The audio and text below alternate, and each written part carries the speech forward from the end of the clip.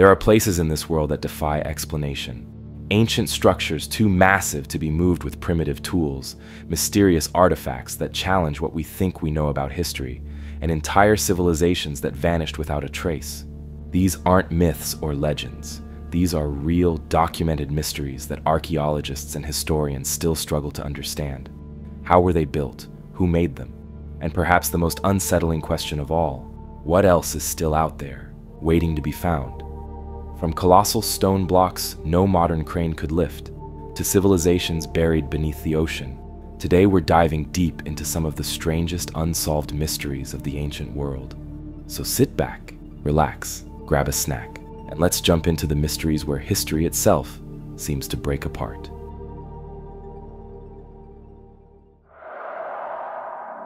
Baalbek is one of those places that seems to defy explanation.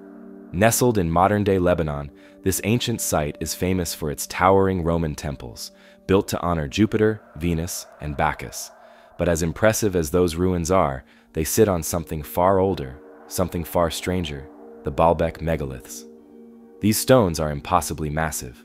The largest among them, known as the Trilithon, consists of 3 limestone blocks, each weighing between 800 and 1,000 tons. They are placed perfectly, stacked 12 meters above the ground with no visible mortar, as if they were gently lowered into place. But the real mystery is the stone of the pregnant woman, an even larger block weighing an estimated 1,200 tons. It still lies abandoned in the quarry, seemingly carved and ready to be moved, except no one knows how that could have been possible. Theories about how these stones were transported and placed range from conventional to controversial. The mainstream belief is that the Romans were responsible. After all, they were master builders, constructing aqueducts, temples, and roads that have stood for thousands of years. Some historians suggest that they had the means to move the megaliths using cranes, pulleys, and sheer manpower. But there's a problem with this explanation. No known Roman engineering feats come close to moving stones of this size. Even their most advanced construction projects never attempted to lift anything close to 1,000 tons. It's as if they built their temples on top of something far older. That's why some researchers believe Baalbek predates the Romans entirely. Some accounts suggest that the site was originally built by the Phoenicians, an ancient maritime civilization that once ruled the Mediterranean.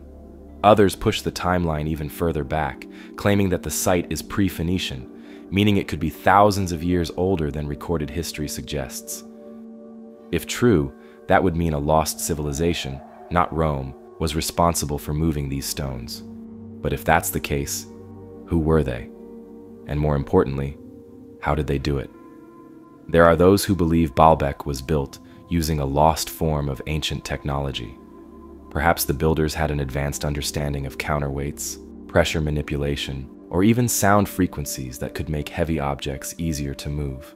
Some speculate that the answer lies in forgotten techniques, methods of construction that have been erased by time, lost before they could ever be written down. If we knew how they did it, what else might we discover about the ancient world? And then there's the most controversial theory of all, that Baalbek stones were moved with the help of something beyond human ability. Ancient astronaut theorists have pointed to the sheer size and impossible precision of the megaliths, suggesting that Baalbek may have once been a landing site for extraterrestrial visitors. Some believe that its position, its alignment, and its construction indicate that it was more than just a temple. It was something older, something built for a purpose we don't yet understand. There's no solid evidence for this, but the idea has persisted for decades. What we do know is this: no one has ever successfully explained how these stones were moved. They remain one of the greatest engineering puzzles of the ancient world. If a civilization thousands of years ago had the capability to transport and position them, what else were they capable of? And what other secrets could still be hidden beneath the ruins of Baalbek? But Baalbek isn't the only mystery that forces us to rethink what we know about history. The past is filled with impossible artifacts, things that shouldn't exist, but do. And next, we move to one of the most debated pieces of evidence ever discovered, a 16th century map that appears to show Antarctica without ice. Before we dive into the next mystery, just a quick note. While the visuals in this video will provide extra context, they aren't necessary to enjoy the stories. Feel free to let this play in the background while you work, relax, or even fall asleep to these eerie unsolved mysteries. And if you'd like to support me making these videos and get access to exclusive stories and all of our videos ad-free, consider becoming a Patreon member. The link is in the comments below. Now, back to the stories. The Piri Reis map is an anomaly in historical cartography. Discovered in 1929 by German theologian Gustav Deissmann in the archives of Istanbul's Topkapi Palace, the map had been tucked away for centuries, forgotten in a dusty stack of old documents. Upon closer examination, it was revealed to be the work of Piri Reis, an Ottoman admiral, navigator, and cartographer who created it in 1513. At first glance, it seemed like a typical early 16th century world map, detailing the coastlines of Europe, Africa, and the newly discovered Americas.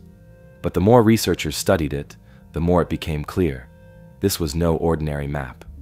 What makes the Piri Reis map so controversial is a particular landmass drawn along its lower edge. Many believe this landmass is Antarctica, yet there's a problem. Antarctica wasn't officially discovered until 1820, more than 300 years after the map was made. Even more puzzling, the landmass is depicted not as the frozen wasteland we know today, but with detailed coastlines and topographical features, as if it had been mapped when it was free of ice. Modern geological studies suggest that Antarctica may have been ice-free more than 6,000 years ago, long before any known civilization was capable of such precise cartography. How did Piri Reis know about this? The admiral himself left some clues in handwritten notes scrawled along the margins of the map. He claimed that his work was not original, but was compiled from multiple older sources, some dating back to the time of Alexander the Great. He referenced maps taken from 20 ancient charts and 8 new maps of the Arabs and Hindus. If true, this would mean that Piri Reis had access to knowledge passed down from far older civilizations, perhaps ones with seafaring capabilities far beyond what we previously believed. Some theorists argue that the Piri Reis map is evidence of an advanced, lost civilization, one that mapped the world in astonishing detail long before recorded history. They suggest that fragments of this knowledge survived the collapse of ancient societies and were later incorporated into Renaissance-era maps by explorers and cartographers who had no idea of their true origins. This theory is supported by the fact that other medieval and Renaissance maps, such as the Orontius Phineus map and the Zeno map, also depict landmasses resembling Antarctica with surprising accuracy. Others believe that the map has been misinterpreted. Some scholars argue that what appears to be Antarctica is actually an incorrect rendering of South America.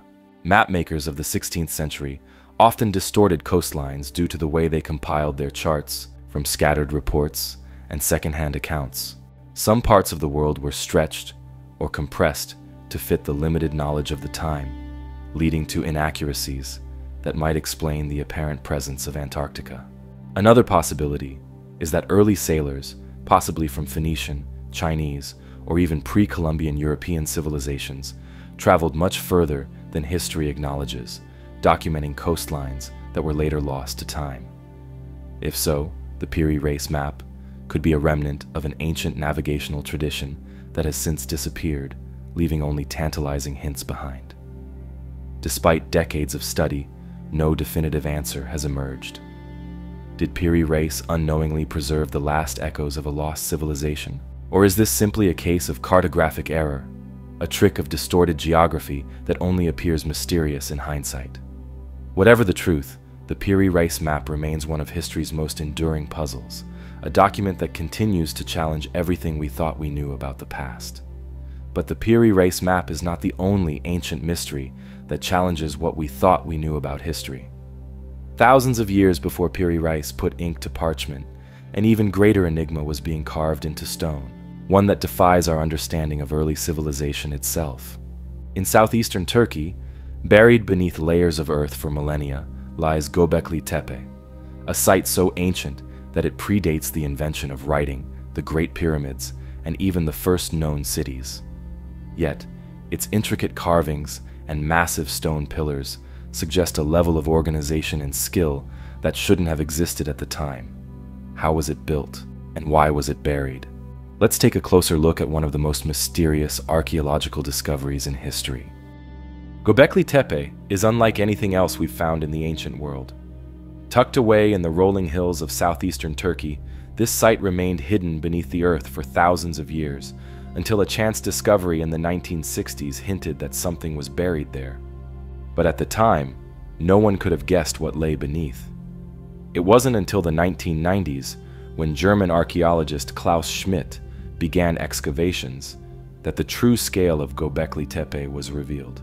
What he uncovered would challenge everything we thought we knew about early civilization. Rising from the earth were massive circular stone enclosures, each containing towering limestone pillars arranged with precise intention. Some stood nearly 20 feet tall, weighing up to 20 tons each. But what was even more astonishing were the intricate carvings, animals, symbols, and humanoid figures etched into the stone. The level of craftsmanship and planning was undeniable. Yet, here was the problem. Göbekli Tepe is at least 12,000 years old, dating back to around 9,600 BCE. That makes it the oldest known temple complex in the world, predating Stonehenge by over 6,000 years and the Great Pyramid by more than 7,000. At that time, humans were thought to be simple hunter-gatherers, living in small, mobile groups, with no cities, no agriculture, and certainly no ability to construct megalithic structures. Some researchers believe these animals may have had symbolic meanings, perhaps representing spiritual or mythological concepts. Others suggest they were warnings, signs of something dangerous or sacred. The site's layout itself is strange, with no evidence of permanent living spaces, making it unlikely to be a settlement. Instead, many believe Göbekli Tepe was a ceremonial site, a place of worship or ritual. Some suggest it could have been a gathering place where early humans came together for religious ceremonies, feasts, or even astronomical observations. The alignment of the site with certain stars hints at a possible connection to celestial movements, much like later megalithic structures across the world. But here's where the mystery deepens. At some point, Göbekli Tepe was deliberately buried. The enclosures were filled in with dirt and debris, carefully covered as if to hide or preserve them. But why? Was it abandoned? Was it deemed too sacred, too dangerous? And who decided to erase it from history?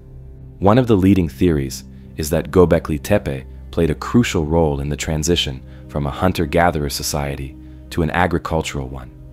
Some researchers believe that the effort required to construct and maintain the site may have led to early forms of organized labor and permanent settlements.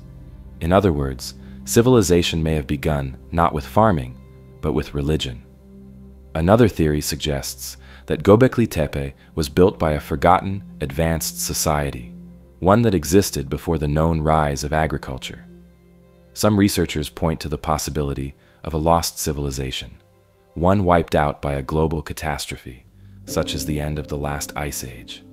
The Younger Dryas impact hypothesis, for example, proposes that a comet or asteroid struck Earth around 12,800 years ago, triggering sudden climate shifts and massive flooding. Some believe this event could have wiped out an early advanced culture, leaving behind only ruins like Göbekli Tepe as remnants of their existence. But there's also the possibility that Göbekli Tepe was a product of a highly skilled group of hunter-gatherers, one that simply defies our expectations of what early humans were capable of.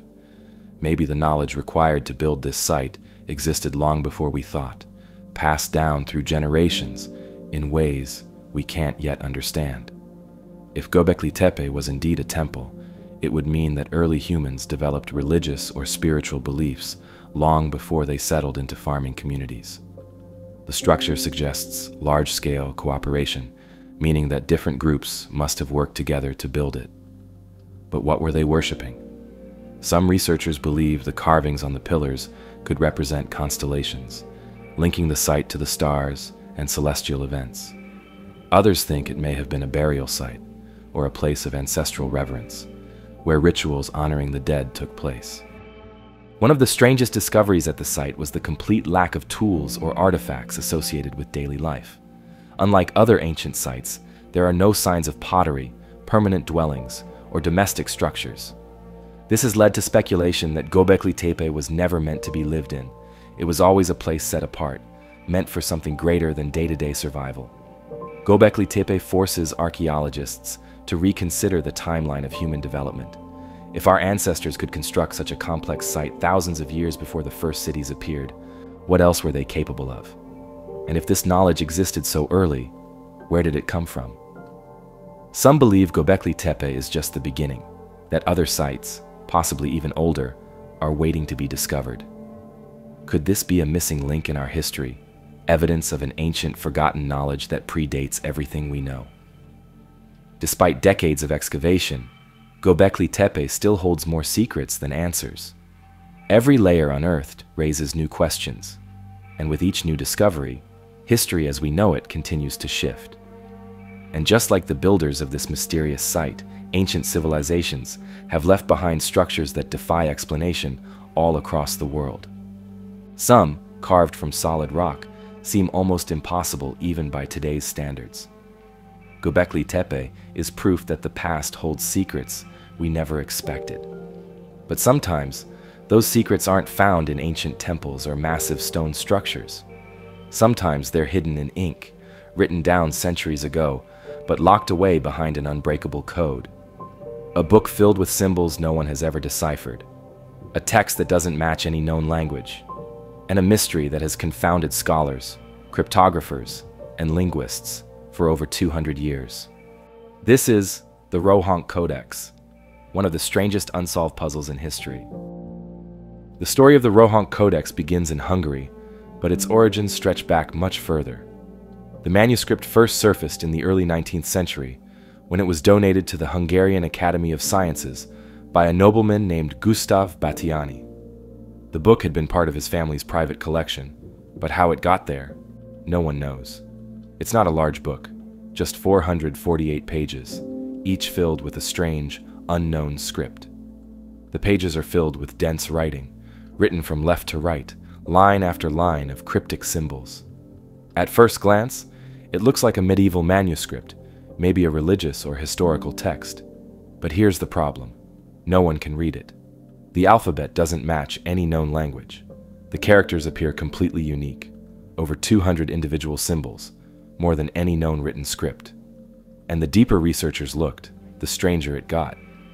It's not just the writing that's baffling. The Rohonc Codex also contains illustrations, detailed sketches depicting religious scenes, battles, cityscapes, and figures that appear to be saints, kings, and warriors. Some images look like Christian iconography, while others hint at Islamic and Hindu influences, an odd mix for a single manuscript. The artwork raises even more questions. The depictions of medieval life suggest that the book was created sometime between the 15th and 18th centuries.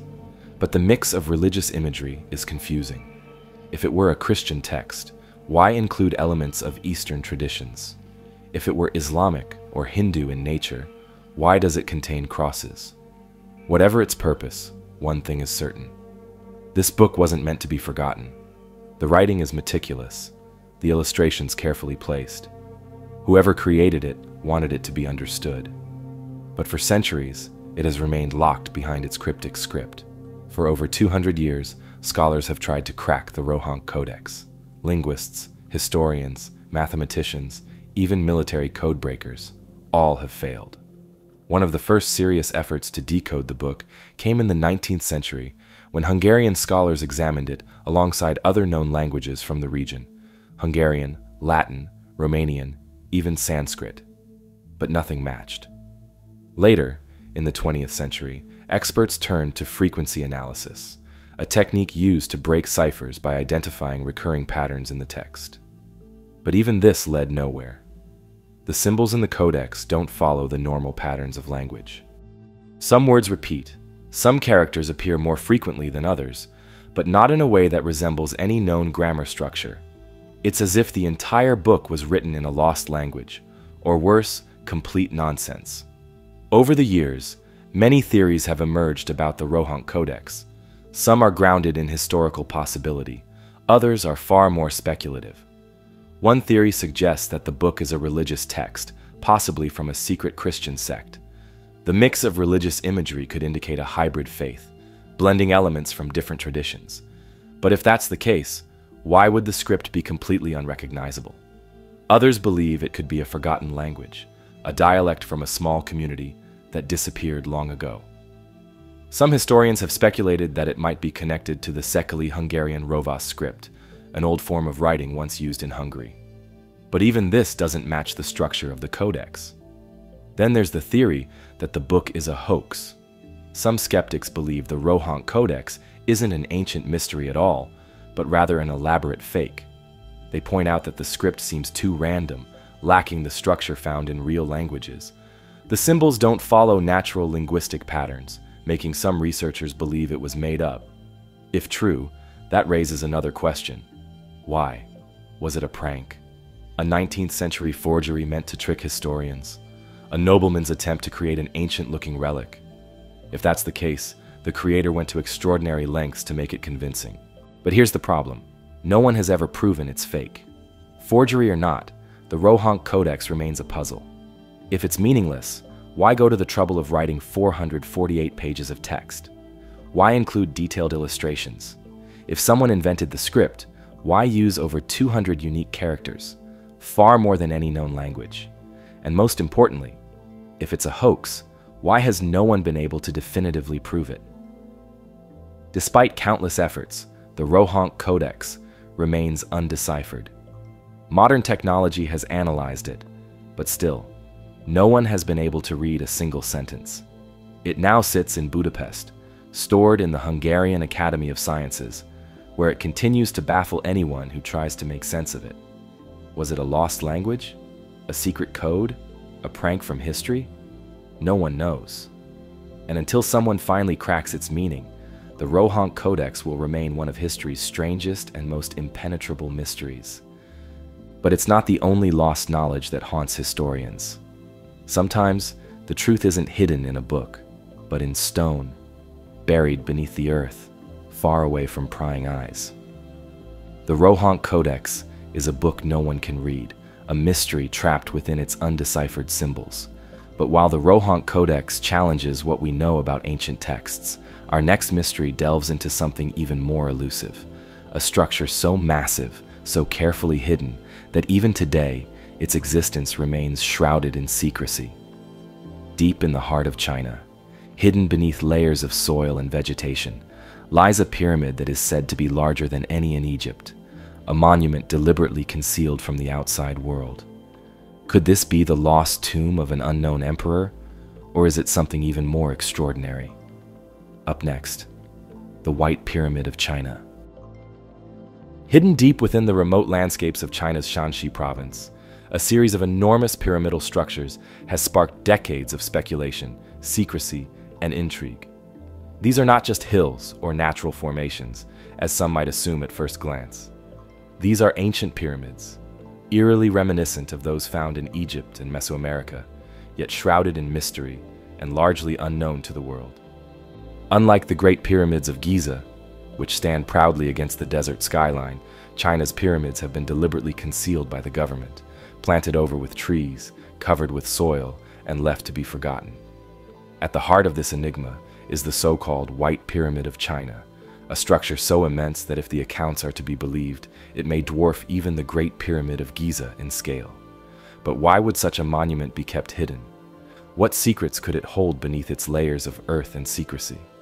The first widely known report of the White Pyramid surfaced in 1945, at the tail end of World War II. U.S. Air Force pilot James Gaussman was flying a reconnaissance mission over China when he spotted an enormous, gleaming white structure rising from the landscape below. According to his account, the pyramid appeared to be made of a bright, reflective material, possibly metal or some kind of stone, and was unlike anything he had ever seen. Gaussman's description was detailed. He claimed the structure had smooth, perfectly symmetrical sides and stood at an estimated height of at least 1,000 feet, which, if true, would make it significantly larger than Egypt's Great Pyramid. Upon returning to base, he documented what he had seen, even sketching out the structure, but his report was quickly buried, lost in military archives, and dismissed as an unverified anomaly. The story might have ended there if not for another sighting several years later. In 1947, another American pilot, Colonel Maurice Shahan, reported seeing a similar massive white pyramid while flying over China. This time, the claim made it into newspapers, with a report appearing in the New York Times. Once again, the structure was described as larger than anything known at the time, with smooth, sloping sides and an almost otherworldly appearance. Despite these compelling accounts, no photographic evidence from these flights has ever surfaced, leading some to question whether these pilots were mistaken or if what they saw was deliberately erased from the public record. What is known, however, is that the region they described is indeed home to numerous ancient pyramid-like structures, most of which remain unexplored. Unlike the well-documented pyramids of Egypt, China's pyramids have been kept in the shadows, with minimal excavation and even less public acknowledgement. The Chinese government has long been reluctant to allow foreign researchers access to these sites, and some believe this secrecy is no coincidence. The Chinese pyramids, including the elusive White Pyramid, are believed to be burial mounds for ancient emperors, dating back to the Western Han Dynasty and possibly even earlier. These emperors, much like the pharaohs of Egypt, were buried with vast treasures, intricate tombs, and elaborate artifacts meant to accompany them into the afterlife. One of the most famous examples of this is the tomb of Emperor Qin Shi Huang, located near Xi'an, which houses the legendary Terracotta Army. Despite being one of the most significant archaeological sites in the world, the main burial chamber of Qin Shi Huang remains completely sealed to this day, with archaeologists hesitant to open it due to high levels of toxic mercury reported in the area.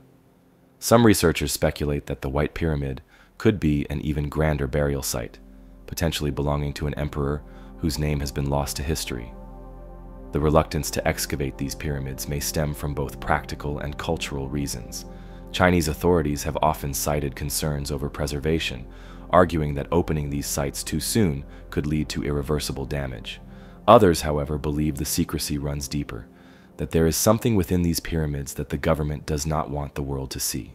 Some of the more speculative theories suggest that the White Pyramid could be evidence of an advanced ancient civilization, one with knowledge or technology that predates what we currently understand. There have even been whispers of extraterrestrial connections, fueled by the descriptions of the structure as unnaturally smooth and highly reflective. While such theories remain firmly in the realm of speculation, they persist due to the sheer lack of access to the site. Even today, satellite images confirm the existence of large, pyramid-like structures scattered throughout the region, some covered with dense forestry, others barely distinguishable from the surrounding hills. These images provide tantalizing clues, yet without on-the-ground excavation, their full significance remains unknown. Adding to the mystery are the accounts of local villagers, who have long spoken of strange happenings in the region. Some tell stories of unusual lights appearing near the pyramids at night, while others claim that for generations, there have been legends warning people to stay away from the ancient mounds. Could these accounts be simple folklore, or is there something buried beneath these structures that modern science has yet to uncover? Some historians suggest that these pyramids may hold lost historical records, scrolls, or artifacts that could rewrite our understanding of early Chinese civilization. Unlike Egypt, where hieroglyphics have provided a direct link to the past, many of China's ancient texts have been lost over time, particularly during periods of political upheaval. If these pyramids contain well-preserved writings or objects from thousands of years ago, they could provide insights into a forgotten chapter of human history. The true nature of the White Pyramid, if it exists in the form described by the pilots, remains one of archaeology's greatest unknowns. Despite repeated attempts by independent researchers to gain access to the region, China has remained firm in restricting excavation. Whether this is due to national heritage concerns, government policy, or the presence of something that defies explanation, we may never know. What is clear, however, is that China's pyramids are real, and their secrets remain buried beneath centuries of earth, waiting to be uncovered. If the White Pyramid is indeed hidden among them, it could be one of the greatest archaeological discoveries of all time, Or it could be a mystery that is destined to remain unsolved. While the White Pyramid remains an enigma, China is also home to another mystery, just as baffling, one that isn't hidden in the mountains, but underground. In the Zhejiang province, deep beneath the earth, lies a series of immense, perfectly carved stone chambers. No historical records mention their construction, no tools have been found, and their purpose remains completely unknown. These are the Longyou caves. Hidden beneath the rolling hills of Zhejiang province in China, the Longyou caves are one of the most perplexing archaeological discoveries ever made. Unlike the natural limestone caves scattered throughout China, these caverns are entirely man-made. Vast underground chambers carved with near-perfect symmetry, intricate patterns, and an engineering precision that defies logic. What makes them even more mysterious is that no historical records mention their construction. No blueprints, no tools, no writings, nothing. It's as if an entire civilization built them and then erased all evidence of how or why they existed.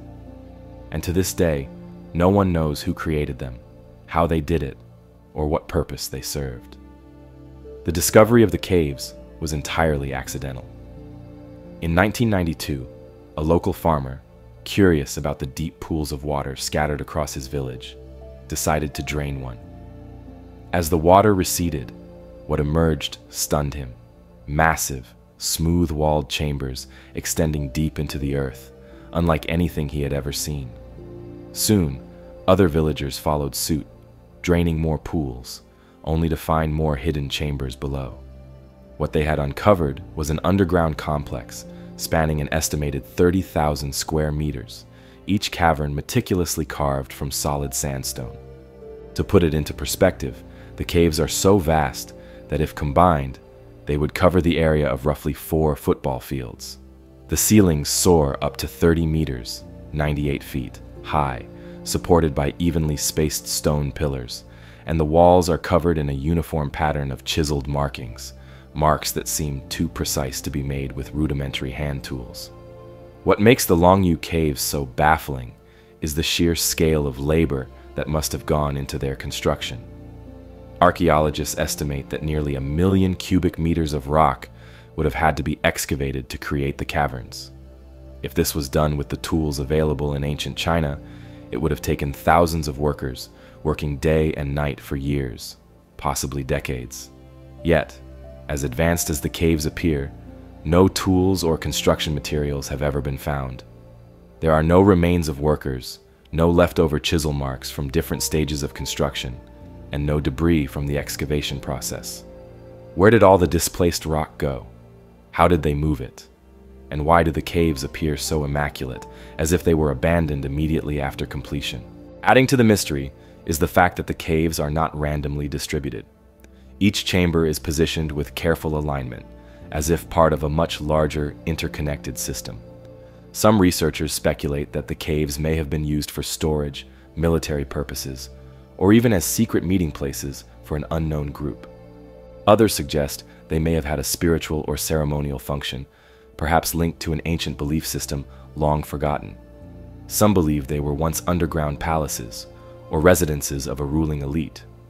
But without any inscriptions, artifacts, or evidence of habitation, all of these remain theories, with no definitive answers. One of the most peculiar aspects of the Longyou caves is their structural integrity.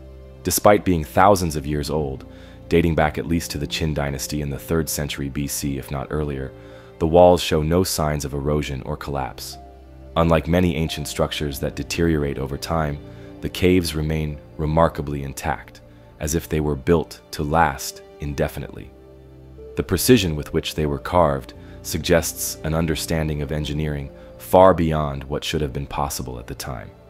Some have compared the caves to modern-day underground bunkers, capable of withstanding natural disasters, seismic activity, and even potential invaders. But if they were meant for protection, who or what were they hiding from? Another aspect that fuels speculation is the striking uniformity of the chisel marks found throughout the caves. These markings are consistent across all chambers, covering walls, pillars, and ceilings in a symmetrical, almost decorative fashion.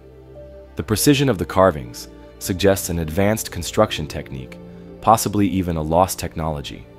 Some have theorized that these marks were not made with traditional hand tools, but by a more sophisticated method. Perhaps a lost ancient machine or technique unknown to modern archaeology. Others have drawn comparisons to megalithic sites around the world, noting that civilizations separated by vast distances have often exhibited similar unexplained feats of engineering. Some theories venture into more unorthodox territory, suggesting that the Longyou caves were built using sound frequencies or some form of ancient vibrational technology that softened the stone, allowing for easier excavation. While this may sound far-fetched, modern experiments have shown that sound waves can affect the structural integrity of materials. Could the ancient builders of Longyou have known something that we do not? Others speculate that the caves may have once been filled with water intentionally, serving as reservoirs or even reflecting pools for celestial observations. Some of the cave floors contain sunken channels, almost as if they were designed for the movement of water, yet no irrigation systems have ever been found. Were the caves meant to be flooded? If so, what was their function when submerged? Despite various excavation attempts, archaeologists remain baffled. No bones, no pottery, no writings, nothing has been discovered to link the caves to a specific group or purpose. The complete absence of historical references is particularly strange, given China's extensive written records. If such a massive project was undertaken, why does no document, legend, or historical text mention it? In a country with a rich history of documentation, something as significant as the creation of these vast underground chambers should have left some trace, yet it hasn't. As the mystery deepens, so does the curiosity of those who visit the site. Some believe the answer lies beneath the still unexplored sections of the caves, hidden behind yet-to-be excavated walls or deep within the surrounding hills. If more chambers exist, could they finally provide the missing clues to who built Longyou and why? Some archaeologists have suggested scanning the area with ground-penetrating radar in hopes of detecting additional structures that could shed light on the enigma. But for now, the caves remain a silent riddle, their creators lost to time. Longyou is not the only unexplained structure in China. Deep in the heart of Alexandria, another ancient mystery remained buried for centuries, a black sarcophagus sealed shut for over 2,000 years. When it was finally opened in 2018, no one was prepared for what was inside. Let's dive into the story of the Black Sarcophagus of Alexandria. Beneath the busy streets of Alexandria, Egypt, a discovery in 2018 captured global attention. A massive black sarcophagus, sealed for over 2,000 years, was unearthed by construction workers. Unlike the ornate tombs of pharaohs, this one was completely black, unmarked, and undisturbed. It was the largest sealed sarcophagus ever found in Alexandria, and no one knew what was inside. Some believed it could hold the remains of Alexander the Great. Others thought it might belong to an unknown noble or military leader, but when archaeologists opened it, the reality was far stranger than anyone expected. Alexandria has always been a city full of mysteries. Founded by Alexander the Great in 331 BCE, much of its ancient history is lost beneath the modern city and the waters of the Mediterranean. But every now and then, something buried for centuries comes to light. The Black Sarcophagus was found during routine excavation in the Sidi Gabr district, an area known for its archaeological significance. The moment construction workers hit something solid beneath the ground, it was clear this was not an ordinary find. The sarcophagus was enormous, 9 feet long, over 5 feet wide, and standing more than 6 feet tall. It was made entirely of black granite and sealed with an unusually thick layer of mortar, which meant it had remained completely untouched since ancient times. Given its size and the effort taken to seal it, archaeologists speculated that it had to contain someone of great importance. Some even suggested it could finally be the lost tomb of Alexander the Great, whose burial site has never been found. Since he built the city that bears his name, many have speculated that he was laid to rest somewhere beneath it. But there was another theory, one that made some hesitant about disturbing the tomb. The idea that ancient tombs carry curses isn't new, and stories of misfortune following their opening have been told for centuries. From the so-called Curse of King Tut to unexplained deaths surrounding other tomb discoveries, there was no shortage of eerie speculation. Some locals even warned that opening the sarcophagus would unleash something ancient and dangerous. Despite the warnings, archaeologists proceeded. The world was watching, and the possibility of a major historical find was too great to ignore. But opening the sarcophagus wasn't easy. The sheer weight of the lid, estimated at over 15 tons, required heavy machinery to lift. The moment it was pried open, an unbearable stench filled the air. Inside, instead of treasures or a well-preserved mummy, the team found something disturbing. The sarcophagus was filled with a murky red liquid, and floating in it were the skeletal remains of 3 individuals. The liquid was a mix of groundwater and decomposed human remains, which had seeped in over centuries and created a grim, decayed sludge. The skeletons belonged to 2 men and 1 woman, but beyond that, little was immediately clear. What stood out was the lack of any markings, inscriptions, or artifacts, unusual for a tomb of this size. Most Egyptian burials included objects meant to accompany the dead into the afterlife, but this one had nothing. That absence only deepened the mystery. Who were these people? Why were they buried in such a massive, unmarked sarcophagus? And why had it been so securely sealed? Once the discovery was made public, wild theories began to spread. Some people believed the liquid inside had supernatural properties, leading to bizarre requests from individuals claiming they wanted to drink it to gain mystical powers. Others speculated that the burial was part of a lost ritual, possibly a failed attempt at mummification or a punishment of some kind. More rational explanations pointed to the possibility that the individuals inside were high-ranking military officials or nobles. The sheer size of the tomb suggested status, but the lack of inscriptions or burial objects suggested something unusual about the way they were interred. One theory suggested that they may have died suddenly, perhaps in an epidemic or battle, leading to a rushed and unceremonious burial. Another possibility is that the sarcophagus had been repurposed, originally intended for someone important, but later used as a communal grave. Despite all the speculation, no definitive answers were found. The skeletons were removed for further study, and the sarcophagus was transported for preservation. While it didn't contain Alexander the Great, it remains one of the most mysterious tombs uncovered in recent history. Its size, its unsettling contents, and the questions surrounding its purpose make it a discovery unlike any other. But Egypt isn't the only place where strange, ancient relics have surfaced. In a library in the Czech Republic sits a book so large and unusual that legend claims it was written with the help of the devil himself. Up next, the Devil's Bible, a book so massive, so detailed, and so unusual that for centuries, people believed it could not have been written by human hands alone. A book that carries a dark legend, that it was created with the help of the devil himself. This is the story of the Codex Gigas, more famously known as the Devil's Bible. The Codex Gigas is unlike any other medieval manuscript. It stands nearly 3 feet tall, weighs over 165 pounds, and is bound in wood and leather. But its size isn't the only thing that makes it mysterious. The book contains a full Latin Bible, historical texts, medical knowledge, and exorcism rituals, all meticulously written in perfect, uniform handwriting. And at the heart of it, there's something even stranger, a chilling, full-page portrait of the devil. The Devil's Bible was created in the early 13th century, likely in a Benedictine monastery in what is now the Czech Republic. But who wrote it, and why, remains a mystery. The most famous legend tied to the book is one that has fascinated historians and paranormal enthusiasts alike.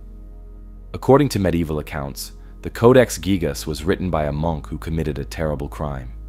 As punishment, he was sentenced to be walled up alive, left to die in total isolation. Desperate to escape his fate, he made a plea. He promised to create the largest and most magnificent book the world had ever seen, one that would glorify God and contain all the knowledge of humanity, and he would do it in a single night. The task was impossible, even for the most skilled scribe. But as the night went on, the monk realized he wouldn't finish in time.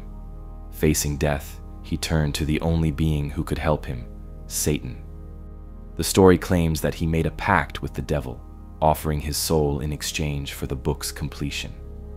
By morning, the Codex Gigas was done, perfectly written and flawless in design. And as a mark of their deal, the monk dedicated an entire page to his new master, drawing a terrifying full-body image of the devil. It's a compelling legend, but could there be any truth behind it? One of the most baffling aspects of the Codex Gigas is its uniform handwriting. Experts have analyzed every page and found that the text appears to be the work of a single individual.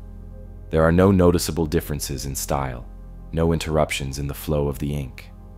And according to modern estimates, writing a book of this size by hand should have taken at least 25 to 30 years.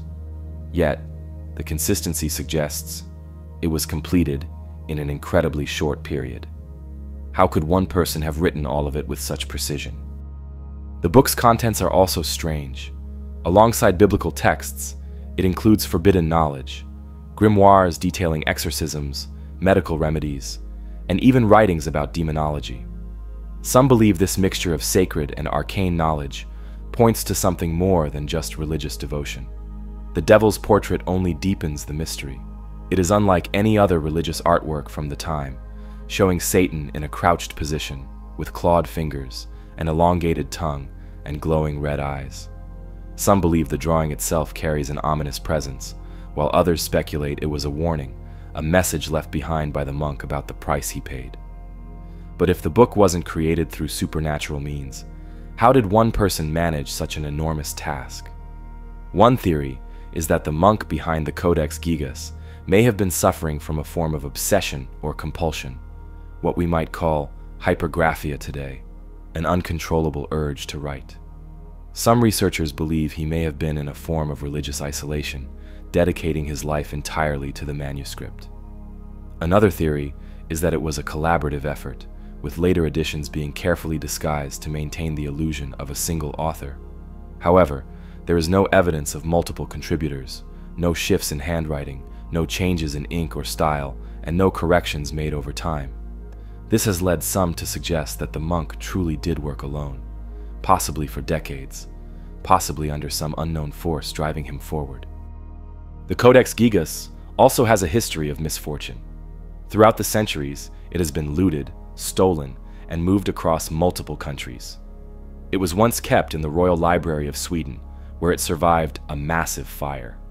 Witnesses claim that when the library caught fire in the 17th century, the book was thrown from a window to save it. It landed safely below, barely damaged, while much of the library burned. Some took this as a sign that the book was protected by something. Today, the Devil's Bible is kept in the National Library of Sweden under controlled conditions. Scholars continue to study its pages, but it still holds secrets that may never be fully understood. Who wrote it? How did they do it? And why did they dedicate an entire page to the devil? The answers remain lost in time. The Codex Gigas is a mystery locked within pages of ink and parchment. But not all mysteries are written down. Some are carved into the earth itself, hidden beneath layers of time, waiting to be uncovered. The next mystery is not about a single artifact or a cryptic book. It's about an entire civilization that simply disappeared. A culture that flourished for thousands of years before vanishing, leaving behind only fragments of its existence and a burning question: what happened to the Clovis people? The Clovis culture is one of the most puzzling chapters in North American prehistory. It dates back around 13,000 years, making it one of the oldest known civilizations on the continent. The Clovis people were skilled hunters, known for their distinct Clovis points, carefully crafted spearheads found across North America. These tools, made from flint and stone, were so advanced that they suggest a society with shared knowledge, trade networks, and a deep understanding of the land. For centuries, archaeologists believed that the Clovis people were the first humans to set foot in the Americas, arriving via the Bering Land Bridge from Siberia. But then, they vanished. Almost overnight, Their presence disappeared from the archaeological record, leaving behind no clear explanation for why an entire civilization collapsed. The discovery of the Clovis culture traces back to the early 20th century, when distinctive spear points were found in Clovis, New Mexico, giving the civilization its name.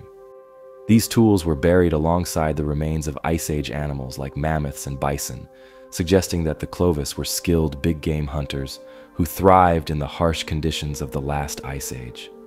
As more Clovis sites were uncovered across the United States, Canada, and even parts of South America, it became clear that this was not a small, isolated group. The Clovis people were widespread, successful, and left behind signs of a thriving mobile society. But then, nothing.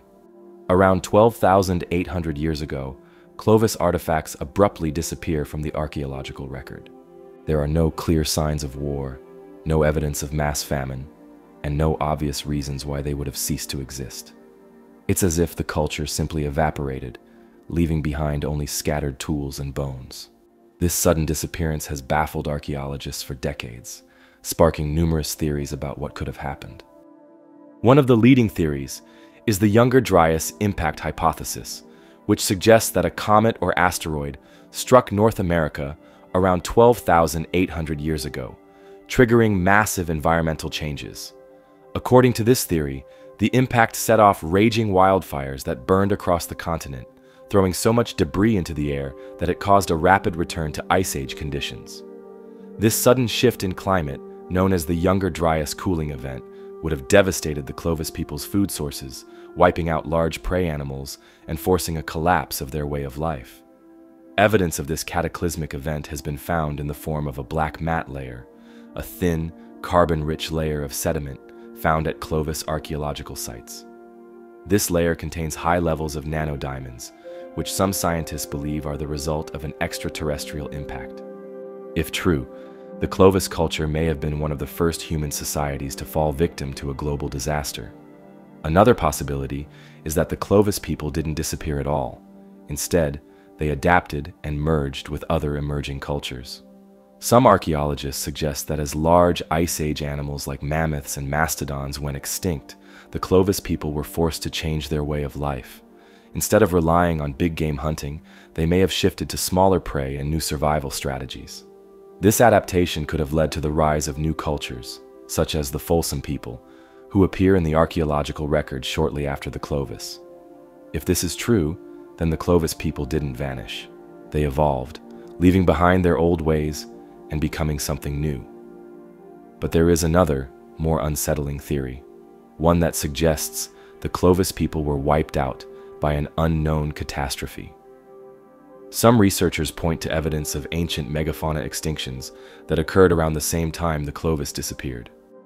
Mammoths, saber-toothed cats, and giant ground sloths all vanished within a short window of time, leading some to speculate that whatever caused their extinction may have also ended the Clovis culture.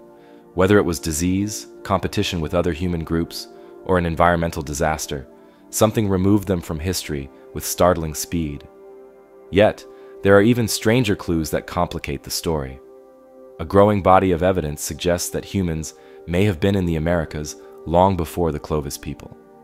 Sites like Monteverde in Chile and the Galt site in Texas contain artifacts that predate the Clovis by thousands of years, challenging the long-held belief that they were the first Americans.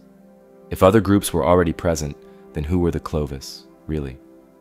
Were they an isolated culture, or were they part of a larger migration of people whose history has been lost? Some suggest that they may have been a remnant of an even older civilization, one that existed before the last Ice Age and was wiped from history by a disaster we can only guess at. Despite the many theories, the fate of the Clovis people remains one of archaeology's greatest unanswered questions. Did they succumb to climate change? Were they victims of a cosmic disaster? Or did they simply fade into other cultures, leaving behind only fragments of their existence? The truth remains buried, locked in the soil of ancient America.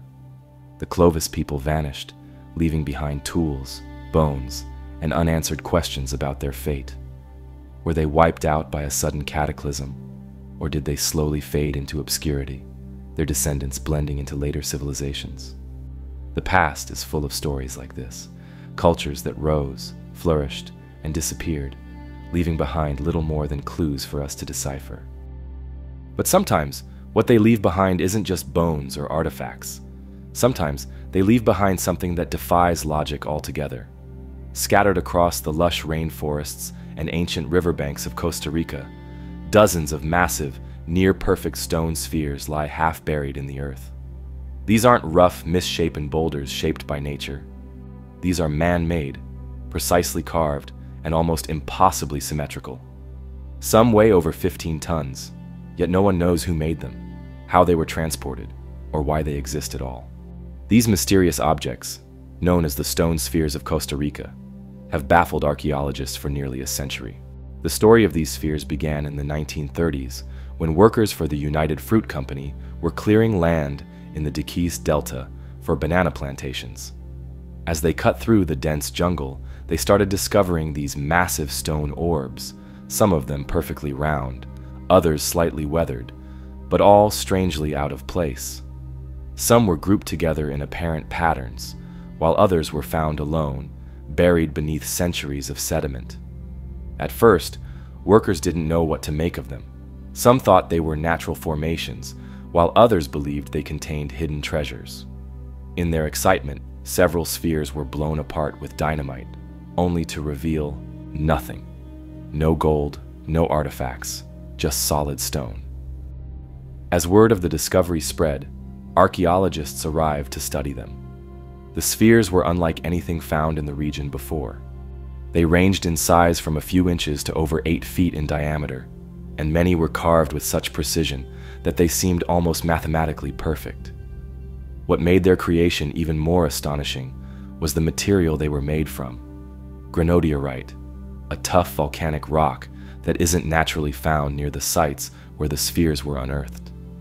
This meant they had to have been quarried, shaped, and transported, a feat that would have required knowledge of advanced tools and engineering techniques. So who made them? One of the most widely accepted theories is that they were created by the Gigas culture, an indigenous civilization that thrived in Costa Rica between 700 and 1530 AD. The Gigas people were known for their sophisticated metalwork, pottery, and stone carvings, but nothing else in their archaeological record suggests they had the capability or the reason to create something as massive and precise as these spheres. No written records exist, and the Gigas civilization collapsed before European contact, leaving behind only these silent, unmarked relics. Theories about their purpose vary. Some believe they were status symbols, marking the homes of important leaders or high-ranking officials. Others suggest they were astronomical markers, aligned with the movements of the sun and stars. Some spheres were found in alignments that hint at a possible celestial purpose, but without written records, this remains speculative. More fringe theories propose that the spheres had a ritualistic or spiritual significance, possibly representing the cosmos or the cycle of life and death. Some indigenous legends speak of the spheres as thunderstones, created by the gods to protect the land. Others claim they were part of a lost network of ley lines, channels of energy that ancient civilizations supposedly tapped into. One of the most intriguing theories is that the spheres were used for navigation. Some researchers have suggested that they might have been part of an ancient mapping system, used by early civilizations to mark important locations, trade routes, or sacred sites. This would explain why some of them are found in clusters, while others appear to be isolated. Adding to the mystery is the fact that no tools or quarry sites have been found that explain how these stones were shaped. Granodiorite is an extremely hard rock, meaning that even with modern tools, shaping them into perfect spheres would be a difficult, time-consuming task. Some researchers believe the Gigas people may have used a combination of fire and water to weaken the rock before slowly carving it with stone tools, but even this doesn't fully explain their precision. The idea that they could have been moved over long distances is just as perplexing. Some spheres were discovered miles away from any known source of granodiorite, suggesting they were either rolled, dragged, or transported on wooden platforms. Without wheels or beasts of burden, moving these massive stones would have required an organized effort and a deep understanding of physics. The lack of definitive answers has led to more speculative theories, some of them bordering on the bizarre. Some claim the spheres were made with the help of extraterrestrials, using advanced technology that has since been lost. Others suggest they are remnants of a lost civilization, one that predates the Gigas people and left behind no other traces of its existence. While these ideas remain on the fringes of mainstream archaeology, they highlight just how little we truly understand about these mysterious objects.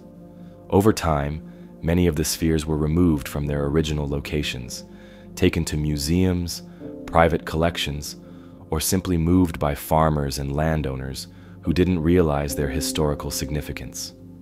This has made studying their original placements difficult, adding yet another layer of mystery to their purpose. Today, some of the remaining spheres are protected as UNESCO World Heritage Sites, but many have been lost or damaged beyond repair. Despite decades of research, the stone spheres of Costa Rica remain an unsolved puzzle. Were they symbols of power, celestial markers, or something else entirely? We may never know. What is clear, however, is that they represent an extraordinary level of craftsmanship and ingenuity, one that challenges our understanding of ancient societies. And yet, they are far from the only lost structures that defy explanation. Across the world, entire cities and temples have disappeared, swallowed by the sea, buried beneath layers of earth, or simply erased from history. And in India, along its southeastern coast, a legend has persisted for centuries, one that speaks of a grand complex of temples, built so beautifully that the gods themselves grew jealous and cast them into the ocean. This is the mystery of the 7 Pagodas of Mahabalipuram, a tale of lost temples, ancient engineering, and a modern discovery that may prove the legend true. Mahabalipuram, also known as Mahabalipuram, is a historic town in the Indian state of Tamil Nadu, situated along the Bay of Bengal. Today, it is famous for its stunning rock-cut temples, intricate carvings, and monolithic structures that date back over 1,300 years. These temples, built during the Pallava dynasty in the 7th and 8th centuries, are known for their breathtaking craftsmanship and unique architectural style. But for centuries, local fishermen and travelers spoke of something more. A lost city beneath the waves, an entire series of temples that once stood proudly on the coastline before vanishing without a trace. The legend says that there were 7 magnificent pagodas, their towers reaching toward the sky, dazzling anyone who saw them. But the gods, angered by their grandeur, sent a massive flood that drowned all but one. The only surviving temple, Shore Temple, still stands today, a breathtaking structure sitting at the very edge of the sea, weathered by centuries of salt and wind. But was it truly once part of a larger lost complex? For years, historians debated whether the legend was simply mythology, a story passed down through generations without any basis in fact. But in 2004, everything changed. That year, one of the most powerful tsunamis in recorded history struck the Indian Ocean, devastating coastlines and reshaping entire landscapes. When the waves receded from Mahabalipuram's shores, something astonishing was revealed. Large stone structures, pillars, carved blocks, and what appeared to be temple foundations suddenly became visible, exposed for the first time in centuries. Witnesses described seeing massive walls and sculptures, their intricate carvings untouched by time. The discovery immediately caught the attention of archaeologists and marine researchers, who launched underwater explorations to investigate. What they found confirmed that something truly ancient lay beneath the waves. Diving teams explored the seabed and identified multiple submerged structures, some arranged in what appeared to be organized formations. Stone blocks, intricately carved relics, and evidence of man-made foundations suggested that a larger settlement or temple complex once stood here, only to be swallowed by the ocean. Some of the structures were found several hundred meters offshore, buried beneath layers of sand and marine growth. This discovery shook the archaeological world. The idea that entire cities or temple complexes could be hidden beneath the sea was no longer just folklore, it was reality. So what happened to the lost temples of Mahabalipuram? One theory suggests that they were destroyed by a massive natural disaster, possibly a tsunami or rising sea levels that gradually consumed the coastline over centuries. Given Mahabalipuram's location along the Bay of Bengal, it is highly susceptible to coastal erosion and flooding. Some experts believe that the temples weren't destroyed all at once, but were slowly reclaimed by the sea over hundreds of years, leaving only the shore temple standing as a reminder of what once was. Another theory ties the lost temples to the fabled Kumari Kandam, a mythical lost continent said to have once existed in the Indian Ocean. Some ancient Tamil legends speak of a highly advanced civilization that was submerged in a great flood, similar to the Atlantis myth. While there is no definitive evidence of such a landmass, the stories persist, fueling speculation that Mahabalipuram's lost temples could be part of something even greater. There's also the possibility that these temples were deliberately abandoned as dynasties changed, and new rulers focused their attention elsewhere. Over time, the remaining structures may have been weakened by storms, earthquakes, and the gradual encroachment of the sea, disappearing piece by piece beneath the waves. But one of the most intriguing aspects of the Seven Pagodas legend is the idea that some of the submerged structures are still intact, hidden just beyond the reach of modern exploration. The 2004 tsunami gave us a brief glimpse of what might be down there, but since then, shifting sands and powerful tides have concealed much of it once again. Underwater archaeology is still a developing field, and new technologies, like sonar mapping and remote-operated vehicles, could one day help uncover the full extent of Mahabalipuram's lost temples.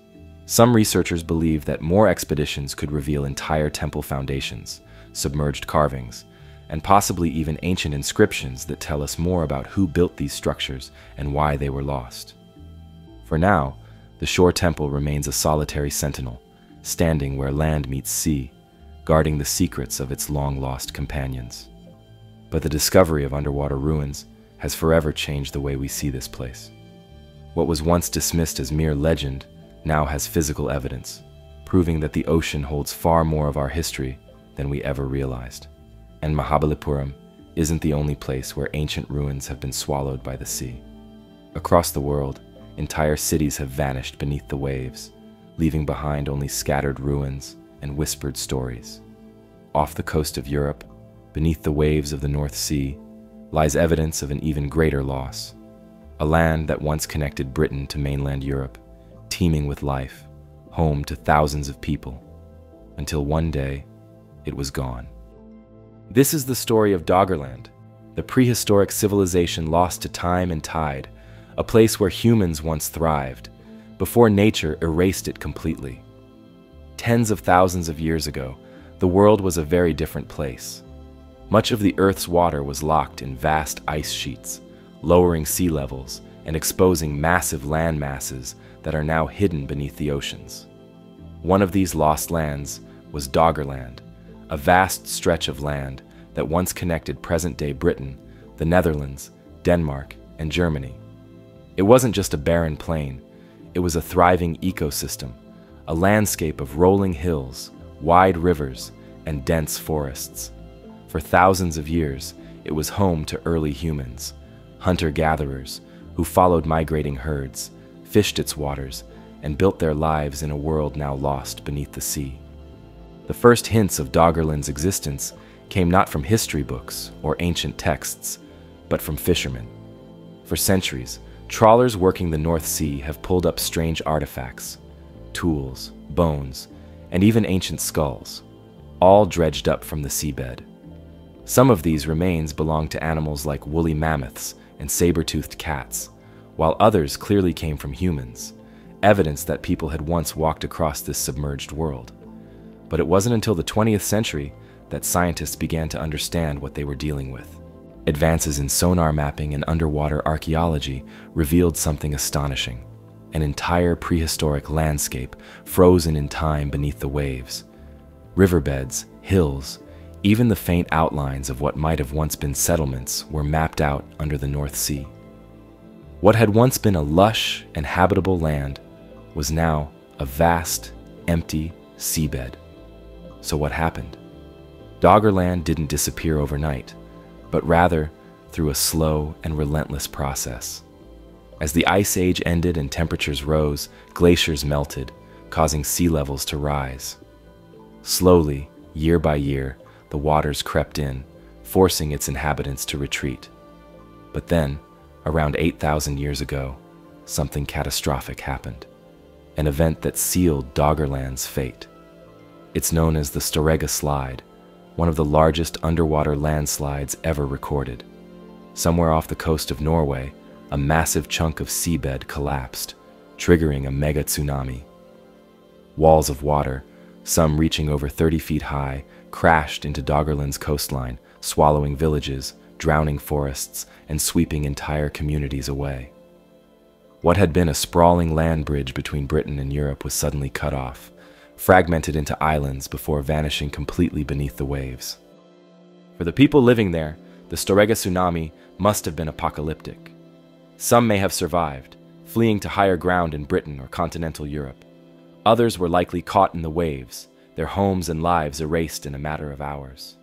And just like that, Doggerland was gone. But could some remnants still be hiding beneath the sea? The North Sea is an unforgiving place for archaeologists. Its waters are murky, its seabed constantly shifting. But over the years, new discoveries have continued to emerge. Human tools, fragments of wooden structures, and even ancient footprints preserved in mud, offering a glimpse into the lives of Doggerland's last inhabitants. In 2018, researchers using advanced sonar detected what appeared to be evidence of ancient human settlements, buried under layers of sediment. Some even believe that entire villages, perhaps even burial sites, could still be out there, perfectly preserved beneath the seabed. But perhaps the biggest question of all is whether Doggerland could ever be fully explored. Unlike other lost civilizations, this one is hidden under a shallow but treacherous sea where storms and currents make underwater exploration incredibly difficult. Even with modern technology, much of it remains out of reach, a ghostly landscape buried beneath the North Sea.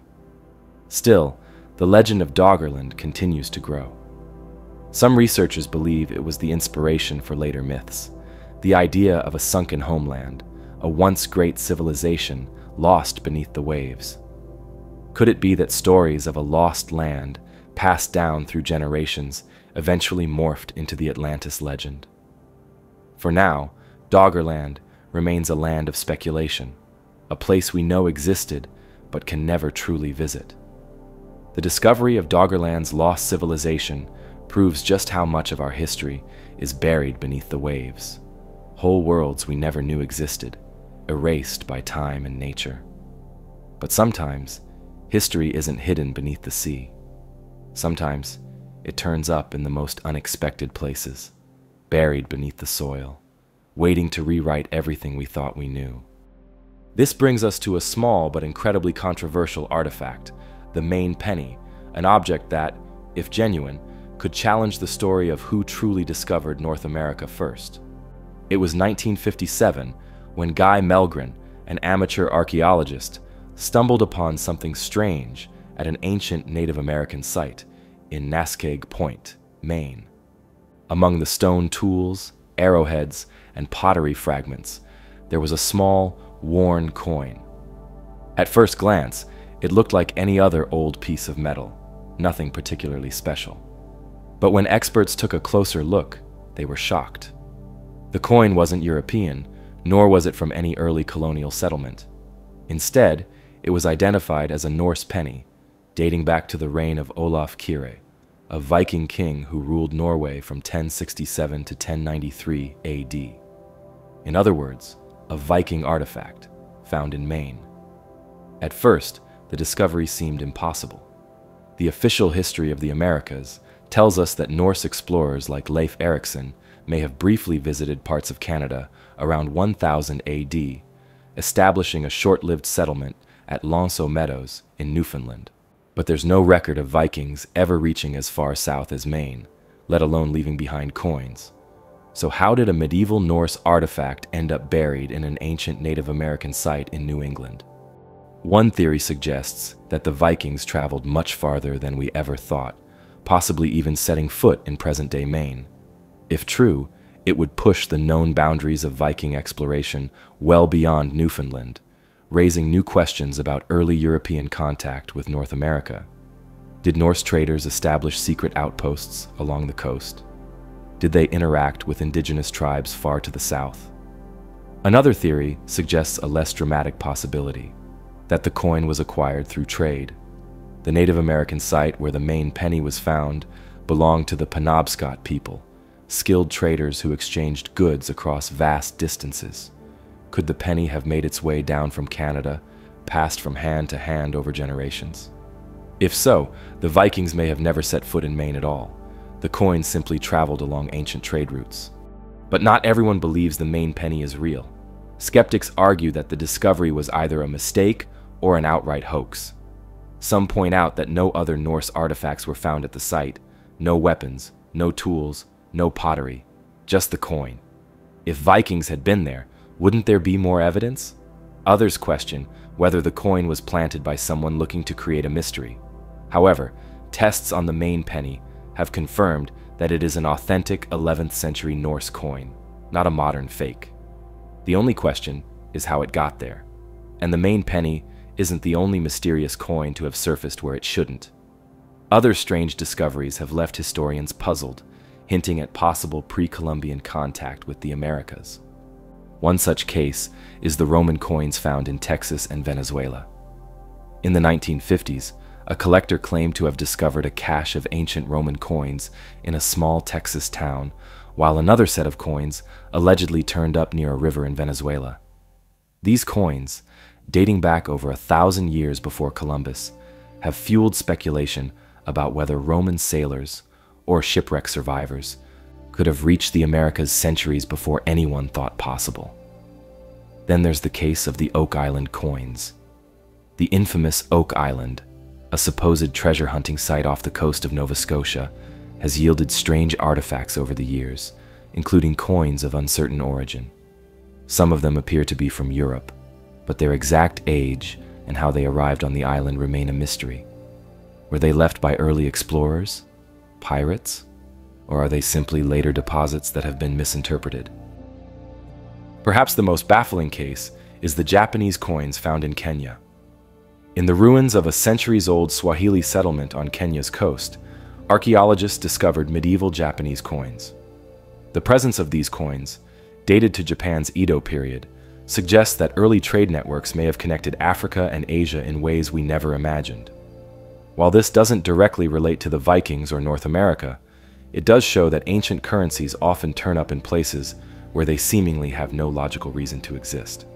The question of who reached the Americas first is one of the greatest ongoing debates in archaeology. The discovery of the Maine penny, along with other unusual finds, forces us to reconsider the accepted timeline of exploration. If the Vikings were here, were they the first? Or could other civilizations, Phoenicians, Romans, even Chinese explorers, have arrived long before Columbus? Some researchers even argue that small, forgotten voyages could have occurred with little to no record left behind. The Maine penny remains a tantalizing clue in this historical puzzle. It might not be definitive proof of Viking settlement in Maine, but it does raise some uncomfortable questions. And if a single coin can change history, what other forgotten artifacts are still waiting to be found? The past is full of puzzles, artifacts and structures that defy explanation, challenging what we thought we knew about ancient civilizations. The Maine penny is just one of many clues suggesting that history is far more complex than we once believed. But not every mystery involves lost artifacts or unexplored lands. Some mysteries are right in front of us, carved into the very stones of the past. And one of the most striking of these enigmas lies in the heart of Egypt, the unfinished obelisk of Aswan, a monument that, had it been completed, would have been the largest of its kind. Yet for some reason, the ancient Egyptians abandoned it, leaving it frozen in time, still half carved from the bedrock. Aswan, Egypt, is home to some of the most remarkable feats of ancient engineering. It was here, in vast quarries along the Nile, that the Egyptians cut the colossal stone blocks used to build their temples and obelisks. These quarries supplied the raw material for some of the most iconic structures in the world, including the great temples of Karnak and Luxor. But among these, one stands out, not because it was completed, but because it never was. The unfinished obelisk lies embedded in the rock, partially carved and cracked, an abandoned giant measuring over 137 feet long and weighing an estimated 1,200 tons. If it had been finished and erected, it would have been the tallest and heaviest obelisk in Egypt, larger than any that now stand in places like Karnak or even in Rome, where many Egyptian obelisks were later transported. Yet, for reasons unknown, it was left unfinished, forgotten for thousands of years. Historians estimate that the obelisk was being carved during the reign of Queen Hatshepsut, one of Egypt's most powerful and mysterious pharaohs, who ruled in the 15th century BC. Known for her ambitious building projects, Hatshepsut commissioned some of the most impressive temples and monuments of the time, including the famous obelisks that still stand in Karnak. But unlike those, this one never left the quarry.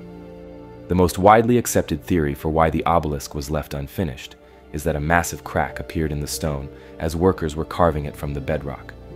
This flaw would have made it impossible to transport or erect, rendering the entire project useless. The Egyptians, known for their precision and skill in stone cutting, may have decided that rather than wasting time trying to salvage it, they would abandon it and start over elsewhere. But some scholars believe the story isn't that simple. The Egyptians were masters of stonework, and their techniques for quarrying and moving massive blocks of stone were highly advanced for their time. Some believe that if the crack were the only issue, they may have found a way to repurpose parts of the obelisk instead of leaving it entirely behind. This raises the question, was there another reason it was abandoned? One alternative theory is that the project was cursed or seen as an omen of bad luck. Ancient Egyptians were deeply spiritual, and they believed that divine signs could dictate the fate of construction projects. If a major crack appeared, it could have been interpreted as a warning from the gods, an indication that the obelisk should never be completed. In a civilization where religious beliefs were intertwined with daily life and leadership, it's possible that such a sign would have been taken seriously. Others suggest that the obelisk was simply too ambitious.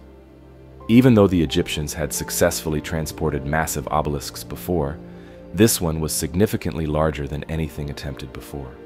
Moving an object of this size and weight would have required an unprecedented level of planning and manpower. Some experts speculate that once the full scale of the challenge became apparent, the project was quietly abandoned in favor of more practical endeavors.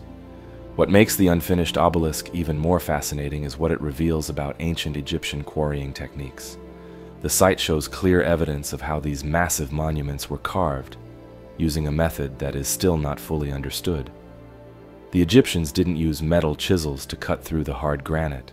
Instead, they used dolerite, a type of extremely hard stone, to pound away at the rock. Workers would have painstakingly chipped away at the stone with dolerite balls, creating deep trenches around the obelisk to free it from the bedrock. There are also curious tool marks and trenches visible along the length of the obelisk, evidence of an ancient worksite frozen in time. Some researchers believe that studying these markings can help us better understand how the Egyptians managed to construct and move their massive stone structures, techniques that are still debated by historians and engineers today. But there are even stranger aspects to the obelisk that some believe suggest an advanced or lost technology. The way the stone was shaped is so precise that some have suggested the possibility of tools or methods that we don't fully understand. Did the Egyptians have knowledge of construction techniques that have since been lost to history? Some alternative theorists propose that advanced methods, possibly involving high-powered tools or techniques we have yet to rediscover, may have played a role in quarrying and shaping these immense structures. Despite mainstream explanations, the unfinished obelisk has attracted its share of alternative theories. Some researchers question whether the Egyptians alone could have moved stones of such enormous size using only wooden sledges, ropes, and manpower. This has led to speculation that they may have had assistance from an unknown source, whether that means an undiscovered ancient technology, an advanced civilization that predated them, or even theories that lean into more controversial territory, such as extraterrestrial intervention. While such ideas are often dismissed by mainstream scholars, It's undeniable that the techniques used to build many of Egypt's great monuments remain a mystery. Even today, engineers debate how some of these structures were created, how blocks weighing hundreds of tons were lifted into place with primitive tools, and why so many unfinished or abandoned projects, like the unfinished obelisk, exist. Another idea suggests that the unfinished obelisk wasn't abandoned at all, but rather left intentionally. Could it have been a training ground for quarry workers? Some archaeologists believe that workers practiced on the obelisk before moving on to smaller, more manageable projects.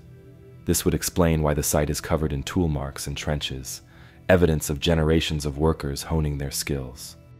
Others speculate that the obelisk's abandonment might have been due to a change in political power. If Queen Hatshepsut was overthrown, or if priorities shifted to other construction projects, the workforce may have simply been redirected elsewhere, leaving the massive monument frozen in time. Today, the unfinished obelisk of Aswan stands as a silent reminder of both the ambition and the limits of ancient civilizations. It is a site where time seems to have stopped, where visitors can still see the marks left by hands that worked on it thousands of years ago. Whether it was abandoned due to structural failure, religious superstition, or simple practicality, the obelisk offers us a rare glimpse into an ancient world, a world that was both incredibly advanced and at the same time still bound by the laws of nature. It remains one of the largest mysteries of ancient engineering, a testament to what could have been had history played out just a little differently. And yet, it is only one of many such anomalies across the world, places and objects that defy explanation, structures that hint at a deeper and perhaps forgotten past. The unfinished obelisk of Aswan remains a stark reminder of ancient engineering feats left incomplete. But what happens when an artifact is discovered not half-carved from stone, but fully inscribed with secrets we still can't decipher? From one mystery carved into rock, we move to another, one that could hold the key to a hidden treasure or perhaps something far more mysterious. The Copper Scroll, an artifact unlike any other found among the Dead Sea Scrolls, isn't a religious text, a historical record, or a prophecy. Instead, it appears to be a treasure map, etched onto metal rather than delicate parchment, listing vast hoards of gold and silver hidden in locations no one has ever successfully identified. What is this ancient document? Who wrote it? And most importantly, where is the treasure it speaks of? The Copper Scroll was first discovered in 1952 in a cave at Qumran, the same archaeological site where the famous Dead Sea Scrolls had been found. But while the other scrolls were written on papyrus or animal skin and contained biblical texts, laws, and commentaries, this one was different. Instead of being carefully written on parchment, it was carved onto thin sheets of copper, so brittle that it had to be carefully unrolled in pieces. The language, though related to Hebrew, was unusual, as if it had been written in a shorthand or code. And the contents, unlike anything ever discovered. Unlike the religious texts found nearby, the Copper Scroll didn't discuss theology or prophecy. Instead, it read like an inventory, listing over 60 locations, each supposedly containing caches of gold, silver, and other valuable treasures. The sheer amount described is staggering, estimated to be worth billions in today's money. But despite decades of searching, no one has ever found any of the treasures it describes. Some scholars believe that these riches were hidden by the Jewish people during the Roman siege of Jerusalem in 70 AD, perhaps belonging to the Great Temple of Solomon or the Second Temple before its destruction. Others argue that it predates the Roman era, linking it to even older Jewish priestly sects or the mysterious Essenes who lived at Qumran. Theories about the Copper Scroll's origins are as varied as the treasure hunters who have tried to decipher it. Some believe it is a genuine record of hidden wealth, a final desperate attempt to preserve sacred treasures before they were lost to invading forces. If true, it could be one of the greatest undiscovered caches of ancient wealth in history. Others argue that it's a forgery or a symbolic text, never meant to be taken literally. The language, they claim, is too strange, the locations too vague, the amounts of gold and silver too extravagant to be real. Could the Copper Scroll be an ancient hoax? Or was it a real map, one whose directions have been lost to time? One of the biggest challenges in unlocking the Copper Scroll's secrets is the locations themselves. The text refers to places that no longer exist, or whose names have changed over the centuries. Unlike other historical treasure maps, which often contain landmarks or geographical clues, the Copper Scroll's descriptions are frustratingly cryptic. It speaks of tunnels, pools, courtyards, and tombs, but without exact coordinates, every expedition ends in failure. In the years following its discovery, treasure hunters and archaeologists alike have combed the region, hoping to find even a small fraction of the riches it describes. Some have claimed to find potential sites, but none have yielded anything conclusive. The greatest mystery remains. If the treasure was real, was it already found and taken? Or is it still out there, hidden beneath the sands of the Middle East? There's also the question of why the Copper Scroll was made of metal in the first place. Every other Dead Sea Scroll was written on fragile material meant to be stored and read by a select group of scholars or religious figures. But the Copper Scroll, it was designed to last. Whoever created it must have intended for it to endure the test of time, possibly as a last resort to ensure that the treasure's location would not be forgotten. The effort it took to engrave these words onto metal suggests that whatever it described was of the utmost importance. If the Copper Scroll is real and the treasure remains unfound, it would be one of the most astonishing discoveries in history. Vast amounts of gold and silver, preserved for thousands of years, could completely change our understanding of ancient economies and religious institutions. But if it's a hoax or a misunderstanding, then it remains one of the most elaborate and perplexing mysteries of the ancient world. Was this scroll a desperate act by a people on the brink of destruction? A message from an unknown civilization? Or simply a riddle designed to mislead anyone who tried to follow its path? The Copper Scroll remains an unsolved enigma, a tantalizing glimpse into a past filled with hidden riches and unanswered questions. But sometimes, the greatest mysteries aren't written on metal or parchment.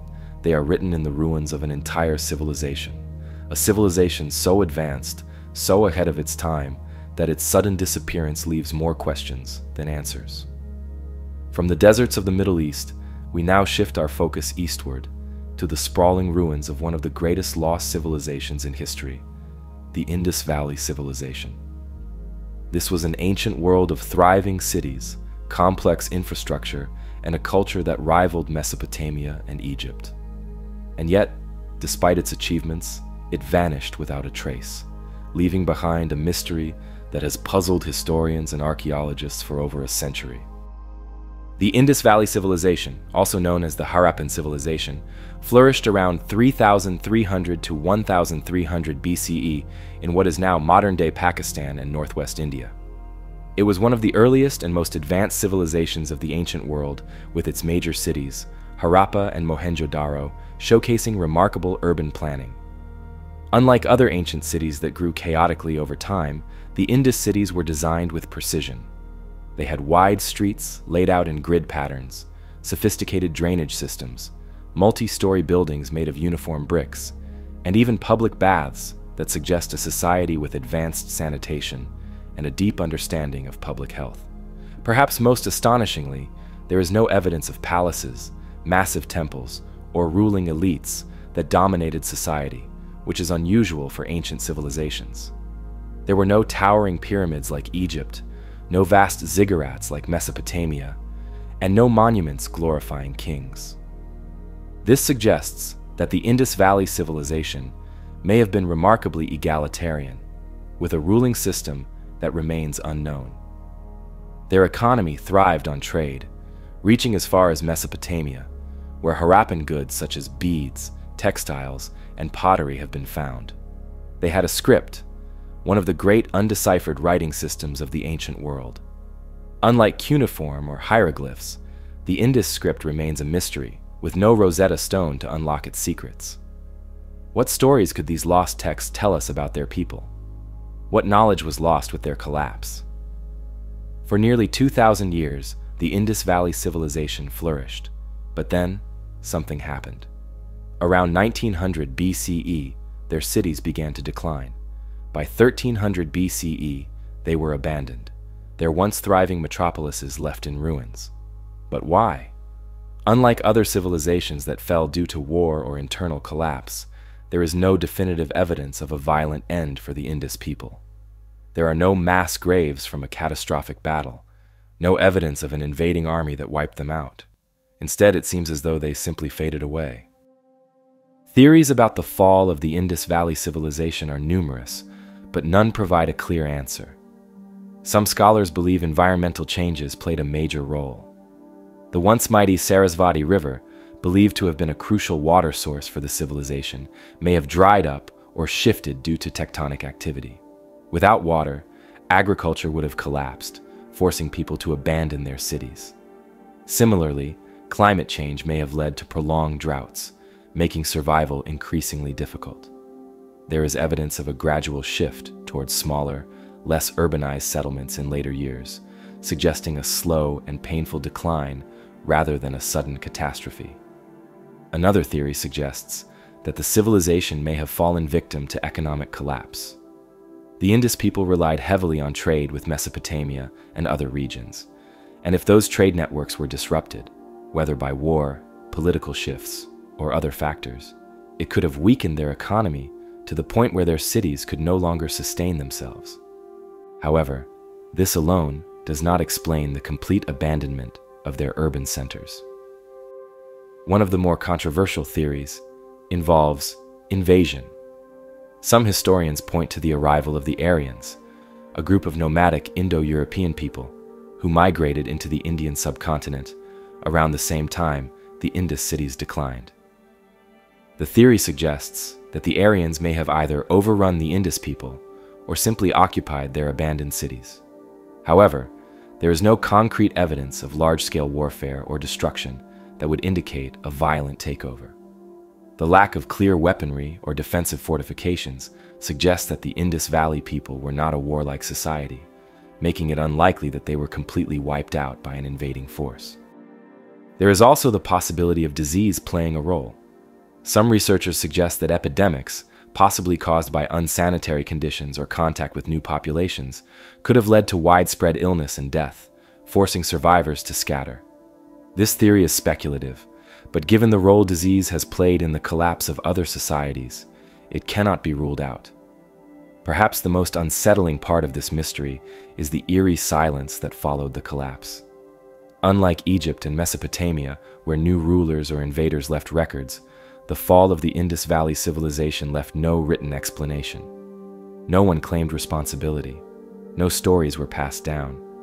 It's as if they simply ceased to exist, their achievements forgotten until modern excavations uncovered their ruins.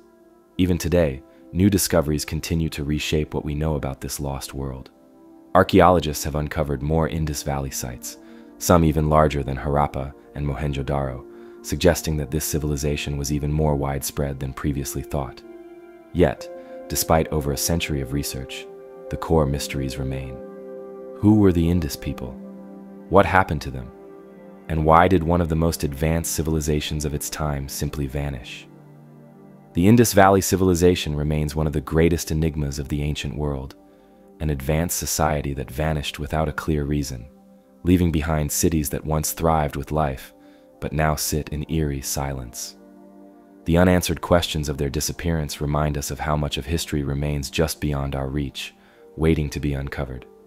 But while the ruins of lost civilizations leave behind whispers of their former greatness, sometimes it's a single object, something small, intricate, and impossibly ahead of its time, that challenges everything we think we know about the past. And there is perhaps no better example of this than the Antikythera Mechanism. Discovered in 1901 off the coast of Antikythera, a small Greek island in the Aegean Sea, the Antikythera Mechanism was found among the wreckage of an ancient ship. At first, it didn't look like much, a corroded, lumped-together mass of metal that had spent nearly 2,000 years beneath the sea. But as researchers carefully examined the artifact, they realized they were looking at something far more sophisticated than they had ever seen from the ancient world. Beneath the layers of rust and decay, hidden inside the encrusted metal, were the remnants of a complex system of gears, intricate, finely crafted, and unlike anything else known from antiquity. At the time of its discovery, Technology of this level was thought to be impossible in ancient Greece. Yet, as scientists slowly pieced together the fragments, it became clear that this was no ordinary artifact. It was, in essence, an ancient analog computer, a device designed to predict astronomical positions and even eclipses with extraordinary precision. The level of craftsmanship required to create such a device suggested knowledge of advanced engineering principles, ones that wouldn't officially reappear until at least 1400 years later during the Renaissance. The Antikythera Mechanism dates back to around 100 BCE, though some researchers believe it could be even older. The shipwreck that contained it likely sank between 70 and 60 BCE, carrying precious cargo from the Mediterranean to Rome. It was likely an elite treasure, possibly belonging to a wealthy Greek or Roman, or even a scientist of the era. But why was it never replicated? Why does nothing else like it exist in the historical record? Modern reconstructions of the Antikythera Mechanism suggest that it contained at least 30 bronze gears, each precisely interlocked to track the movement of celestial bodies. It could predict lunar and solar eclipses, track the phases of the moon, and even model the irregular motion of the moon, based on what we now know as Kepler's laws, centuries before Johannes Kepler even theorized them. Some researchers believe it may have also been used for tracking the Olympic Games, as ancient inscriptions suggest it kept track of a 4-year cycle. This means that whoever designed it had an astonishing understanding of astronomy and mathematics, far beyond what historians believed ancient civilizations were capable of. Theories about the device's origins have led to endless debate. Some suggest that it was created by a lost genius, perhaps even the work of the famed mathematician Archimedes, whose knowledge of mechanics was centuries ahead of his time. Others propose that it was a product of an entire school of thought, a forgotten lineage of Greek engineers whose work was lost to history when the Roman Empire took control of Greece. What is certain is that after the Antikythera Mechanism, no similar device appeared again until the development of European astronomical clocks in the 14th century. So how did such advanced knowledge simply vanish? One possible explanation is that the fall of ancient Greece and the subsequent dominance of Rome led to the loss of Greek technological advancements. Unlike the Greeks, who placed great value on theoretical science, the Romans were more focused on practical engineering, roads, aqueducts, military equipment. The destruction of scientific institutions, including the famed Library of Alexandria, may have contributed to the erasure of this knowledge. If the Antikythera Mechanism was part of a larger tradition of ancient Greek computational devices, then it's possible that its creators and their knowledge simply disappeared, leaving behind only this single surviving example. Further complicating the mystery is the question of why nothing remotely similar has ever been found. The craftsmanship of the mechanism suggests that it was not the first of its kind. It was too complex to have been a one-off invention. But if more of these devices existed, where did they go? Were they all lost at sea, like the one found in the Antikythera wreck? Were they melted down for their valuable metals, erasing them from history?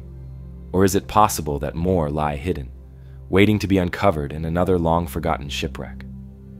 Recent advances in imaging technology have allowed researchers to see deeper into the structure of the Antikythera Mechanism, revealing even more hidden gears and inscriptions. The more we learn about it, the more advanced it appears, challenging everything we thought we knew about ancient technology. Scientists have even attempted to build working models of the device, proving that it functioned with remarkable accuracy. But one question still remains: who built it?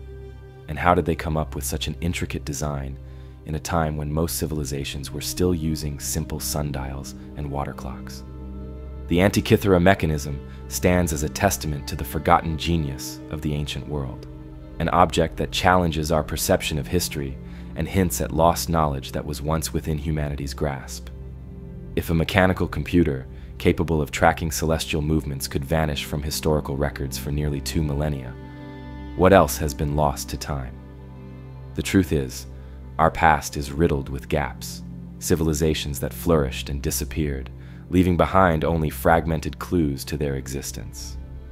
And few stories embody this enigma more than the legend of Aztlan, the supposed ancestral homeland of the Aztecs, an entire city that, if it ever existed, has never been found. Aztlan is often described as a place of myth, an origin story passed down through generations. According to Aztec codices, their ancestors once lived in a prosperous city surrounded by water before embarking on a great migration southward, eventually founding the empire that would become Tenochtitlan, modern-day Mexico City. The name Aztlan itself translates to place of the herons or land of whiteness, though its exact meaning is debated. But what truly makes Aztlan fascinating is the suggestion that it was not just a legend, but a real physical place, one that remains undiscovered. The search for Aztlan has spanned centuries, with historians, archaeologists, and explorers all proposing different theories about its location. Some believe it was somewhere in northern Mexico or the southwestern United States, possibly near the Colorado River or the Great Salt Lake. Others suggest it could have been an island city in the Gulf of California, or even a now submerged settlement in the Caribbean. But despite these theories, no definitive ruins or artifacts have ever been linked to Aztlan. One of the most compelling theories is that Aztlan may have been located in present-day western Mexico, where several ancient cities flourished before the rise of the Aztec Empire. Some researchers point to the ruins of La Quemada, a mysterious fortress-like city in the state of Zacatecas, as a possible candidate. La Quemada is known for its defensive walls and massive stone structures, unlike anything else in the region. Could this have been the last remnant of Aztlan, abandoned as the Aztecs moved southward? While intriguing, there is no direct evidence connecting La Quemada to the Aztec migration. Another possibility is that Aztlan was not a single city, but a larger cultural hub, perhaps a confederation of tribes that gradually dispersed. The ancient Hohokam civilization of Arizona, known for their impressive canal systems, has been suggested as a potential link. Their advanced irrigation techniques and sudden decline bear similarities to other vanished civilizations, leading some to speculate that remnants of Aztlan's people could have settled there before fading into obscurity. Then, there is the theory that Aztlan now lies beneath the ocean. Some researchers have drawn parallels between the legend of Aztlan and other lost lands, such as Doggerland in Europe or the sunken ruins off the coast of Cuba. Rising sea levels over thousands of years have swallowed many ancient settlements, and some speculate that Aztlan may have met a similar fate. If it was an island city, as some descriptions suggest, then evidence of its existence could be buried deep beneath layers of sediment on the ocean floor. The connection between Aztlan and the myth of Atlantis has also been explored. While there is no direct link between the two, both are described as great civilizations that were lost to time. Some fringe theories even suggest that Aztlan may have been part of a larger global network of ancient cultures that predate known history. However, mainstream archaeology has yet to find any substantial proof to support these claims. Despite the lack of concrete evidence, the legend of Aztlan continues to captivate researchers and storytellers alike. Some believe the Aztecs themselves may have deliberately obscured the true location of their ancestral homeland, either for religious reasons or to solidify their identity as a people destined for greatness in the Valley of Mexico. After all, many cultures have origin myths that mix historical events with allegory, blurring the line between fact and fiction. So, does Aztlan truly exist? Or is it simply a symbolic tale, a way for the Aztecs to frame their past? The answer may never be fully known. But what is undeniable is the impact that the mystery has had on history. The search for Aztlan is not just about finding a lost city. It is about understanding the migrations, evolutions, and disappearances of entire civilizations. It is a reminder that history is never as complete as we think, and that beneath the surface of what we know, there are always more secrets waiting to be uncovered. But if history has taught us anything, it's that some of the most incredible feats of the ancient world weren't lost beneath the waves or erased by time. Some remain in plain sight, challenging our understanding of what was once possible. And few places embody this more than the Kailasa temple in India, an architectural marvel so precise, so seemingly impossible, that it raises more questions than answers. Located in the Ellora caves of Maharashtra, India, the Kailasa temple is unlike anything else on Earth. At first glance, it appears to be just another grand temple, one of many found across India. But when you look closer, you realize there is something extraordinary about it. This temple wasn't built in the traditional sense. It wasn't assembled stone by stone, like the pyramids or other monumental structures of the ancient world. Instead, it was carved directly out of a single massive rock face. This feat alone is astonishing. To create the Kailasa temple, builders had to remove an estimated 200,000 tons of solid basalt rock, carving downward from the top of the mountain rather than constructing from the ground up. This method of excavation, known as vertical excavation, is almost unheard of in ancient architecture. Unlike other temples, which required scaffolding, bricklaying, and centuries of labor, the Kailasa temple was essentially revealed by cutting away the mountain around it. But how was this achieved? And why does no other temple quite match its complexity? Dating the construction of Kailasa is difficult, but most scholars believe it was built during the reign of King Krishna I of the Rashtrakuta dynasty in the 8th century CE. The temple is dedicated to Lord Shiva, one of the principal deities in Hinduism, and is meant to represent Mount Kailash, the mythical abode of Shiva. But despite this attribution, there are no surviving records detailing how it was built or who designed it. Theories about its construction range from the practical to the mysterious. Some scholars argue that skilled artisans, using rudimentary tools like chisels and hammers, slowly chipped away at the rock over decades, carefully shaping intricate pillars, staircases, and ornate sculptures. But skeptics point out that if the temple was truly built in just 18 to 20 years, as some believe, then thousands of tons of rock would have needed to be removed every single day, a task that seems nearly impossible given the tools available at the time. This has led some to propose alternative theories. Some suggest that more advanced technology was used, perhaps lost knowledge or techniques that we simply do not understand today. Others have speculated that the temple may be far older than we think, built over multiple generations and only later attributed to the Rashtrakuta dynasty.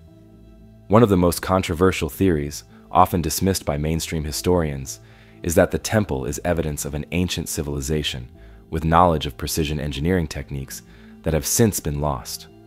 The Kailasa temple's symmetry, its impossibly smooth walls, and the precision of its carvings have led some to compare it to other unexplained architectural wonders such as Machu Picchu or the pyramids of Egypt. Could there have been an advanced civilization in ancient India capable of achieving feats of engineering far beyond what we assume was possible?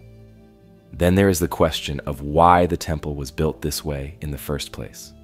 Most temples in India were constructed using conventional methods. Why take on the nearly impossible challenge of carving an entire temple from a single rock?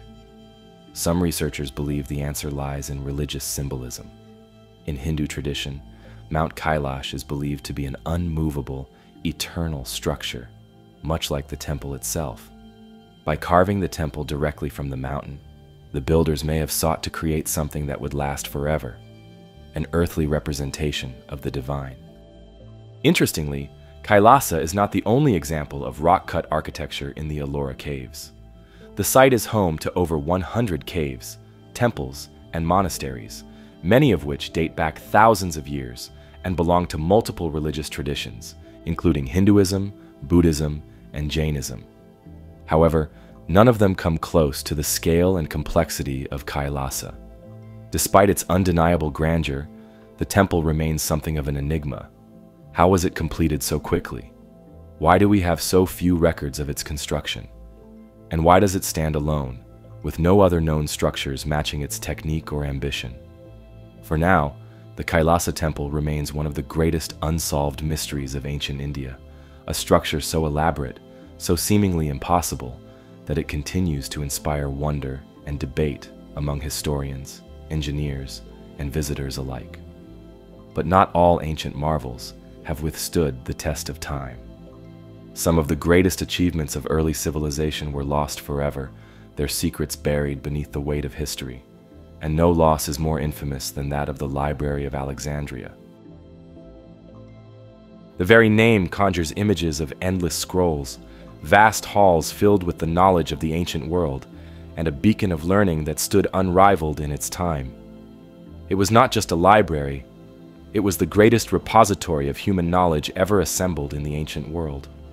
The library was said to house hundreds of thousands of texts, containing everything from history and science to medicine, mathematics, and astronomy. But despite its legendary status, today, not a single book, scroll, or fragment remains. The Library of Alexandria was destroyed, its contents lost forever. But how did this happen? And perhaps more importantly, what knowledge did we lose with it?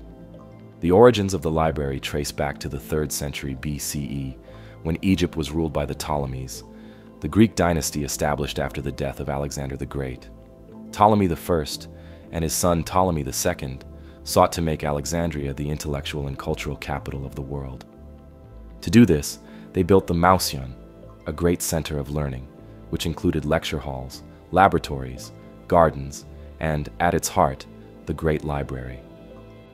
Scholars and scribes from all over the known world were invited to Alexandria.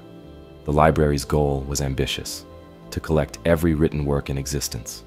Ships docking at Alexandria's port were searched for scrolls and manuscripts, which were then copied before being returned to their owners, or in some cases, kept outright. It is said that the Ptolemies even sent envoys far and wide to acquire texts, purchasing entire private collections and translating foreign works into Greek. Among its vast holdings, the library is believed to have contained texts from ancient Egypt, Mesopotamia, Greece, India, and beyond. It may have held lost works of great thinkers such as Aristotle, Socrates, and Pythagoras. Some historians believe it could have even contained records of civilizations long forgotten, their stories erased when the library fell. But how exactly did it fall? The destruction of the Library of Alexandria is one of history's great unsolved mysteries. There is no single recorded event detailing what happened to the library. Instead, there are several conflicting accounts, each pointing to a different cause, and none offering definitive proof. One of the earliest theories is that Julius Caesar himself was responsible. In 48 BCE, during his campaign in Egypt, Caesar found himself in conflict with forces loyal to Cleopatra's brother, Ptolemy XIII. As part of his military strategy, Caesar ordered the burning of ships in Alexandria's harbor. The fire spread rapidly, and according to some accounts, it reached the library, consuming thousands of irreplaceable scrolls in the process. However, not all historians agree on this version of events. Some believe that while parts of the library may have been damaged, it likely survived in some form. Another theory places the blame on Emperor Aurelian in the 3rd century CE.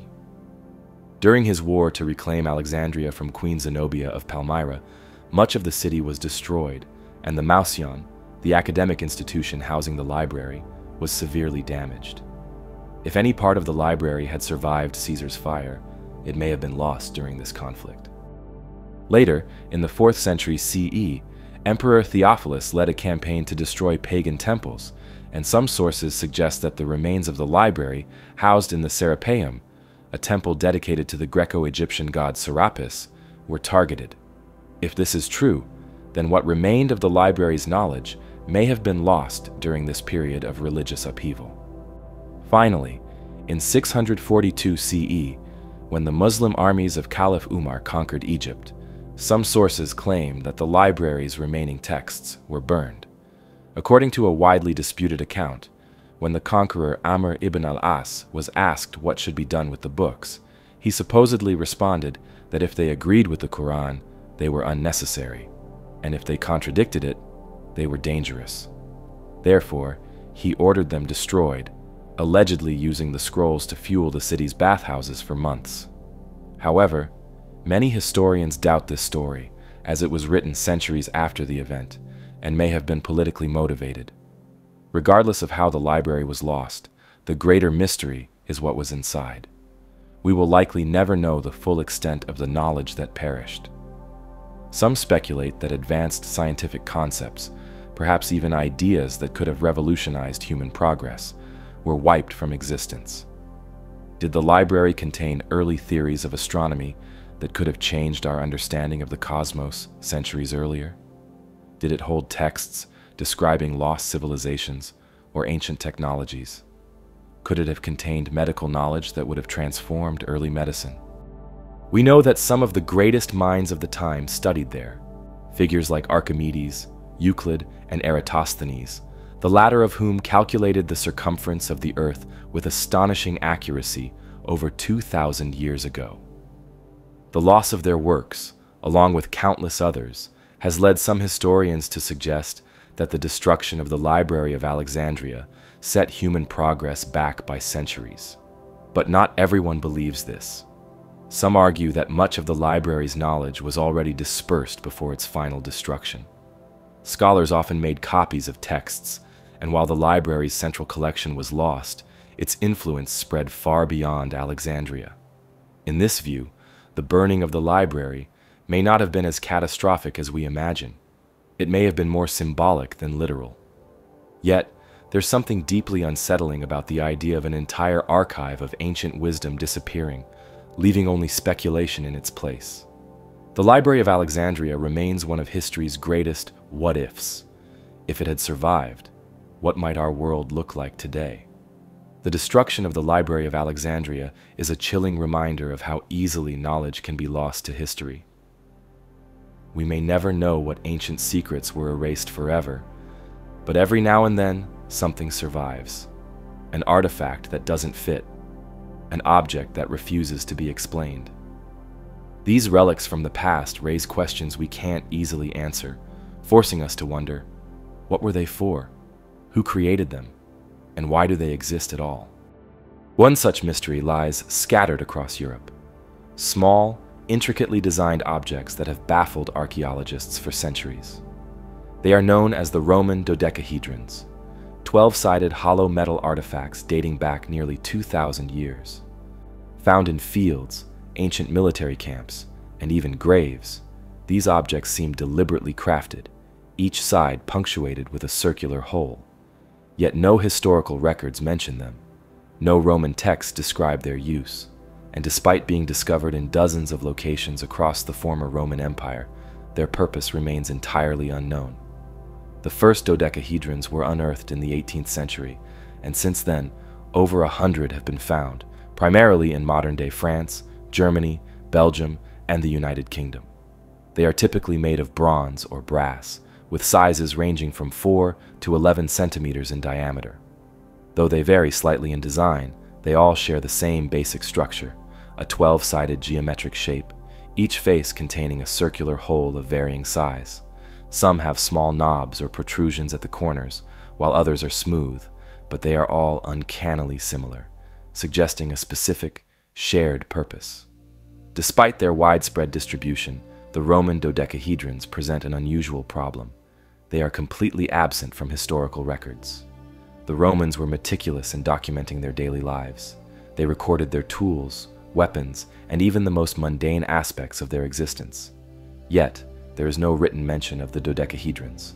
No historian of the time describes them, no inscription provides a clue, and no artwork depicts them in use. It's as if they were deliberately omitted, or their purpose was so commonly understood that no one thought to write it down. Theories about their function have ranged from the practical to the bizarre. Some suggest they were tools for measuring distances or angles, possibly used in surveying or architecture. The holes, which vary in size, could have allowed for calculations involving shadows or light. Others propose that they were candle holders, though this seems unlikely, as they lack any soot residue. Another possibility is that the dodecahedrons had a military function. Some researchers speculate that they may have been used as rangefinders for Roman artillery, helping soldiers calculate the trajectory of projectiles. However, no dodecahedrons have been found in direct association with Roman weapons, making this theory difficult to prove. A more intriguing theory suggests that they were used in textile work. Some historians believe that the dodecahedrons functioned as knitting or weaving tools, specifically for creating gloves. The holes may have been used to guide threads in a particular way, though this remains purely speculative. Beyond the practical explanations, some believe the dodecahedrons held a religious or symbolic significance. Many have been found at sites associated with temples and sacred rituals, leading some to suggest they were used in divination. The idea is that they may have been thrown like dice, with the positioning of the holes or knobs playing a role in fortune-telling or casting omens. Some even argue that they were used in secretive cult practices, perhaps known only to certain members of Roman society. Adding to the mystery, no two dodecahedrons are exactly the same. Unlike standardized Roman tools or coins, these objects appear to have been individually crafted, suggesting that they were not mass-produced for widespread use. This has led some to speculate that they were personal objects, possibly linked to social status, mysticism, or even an unknown Roman guild. One of the most intriguing discoveries regarding the dodecahedrons came from the Netherlands, where a similar object was found, but this one was made of gold. Unlike the typical bronze dodecahedrons, this golden artifact suggests that these objects may have been more than just tools.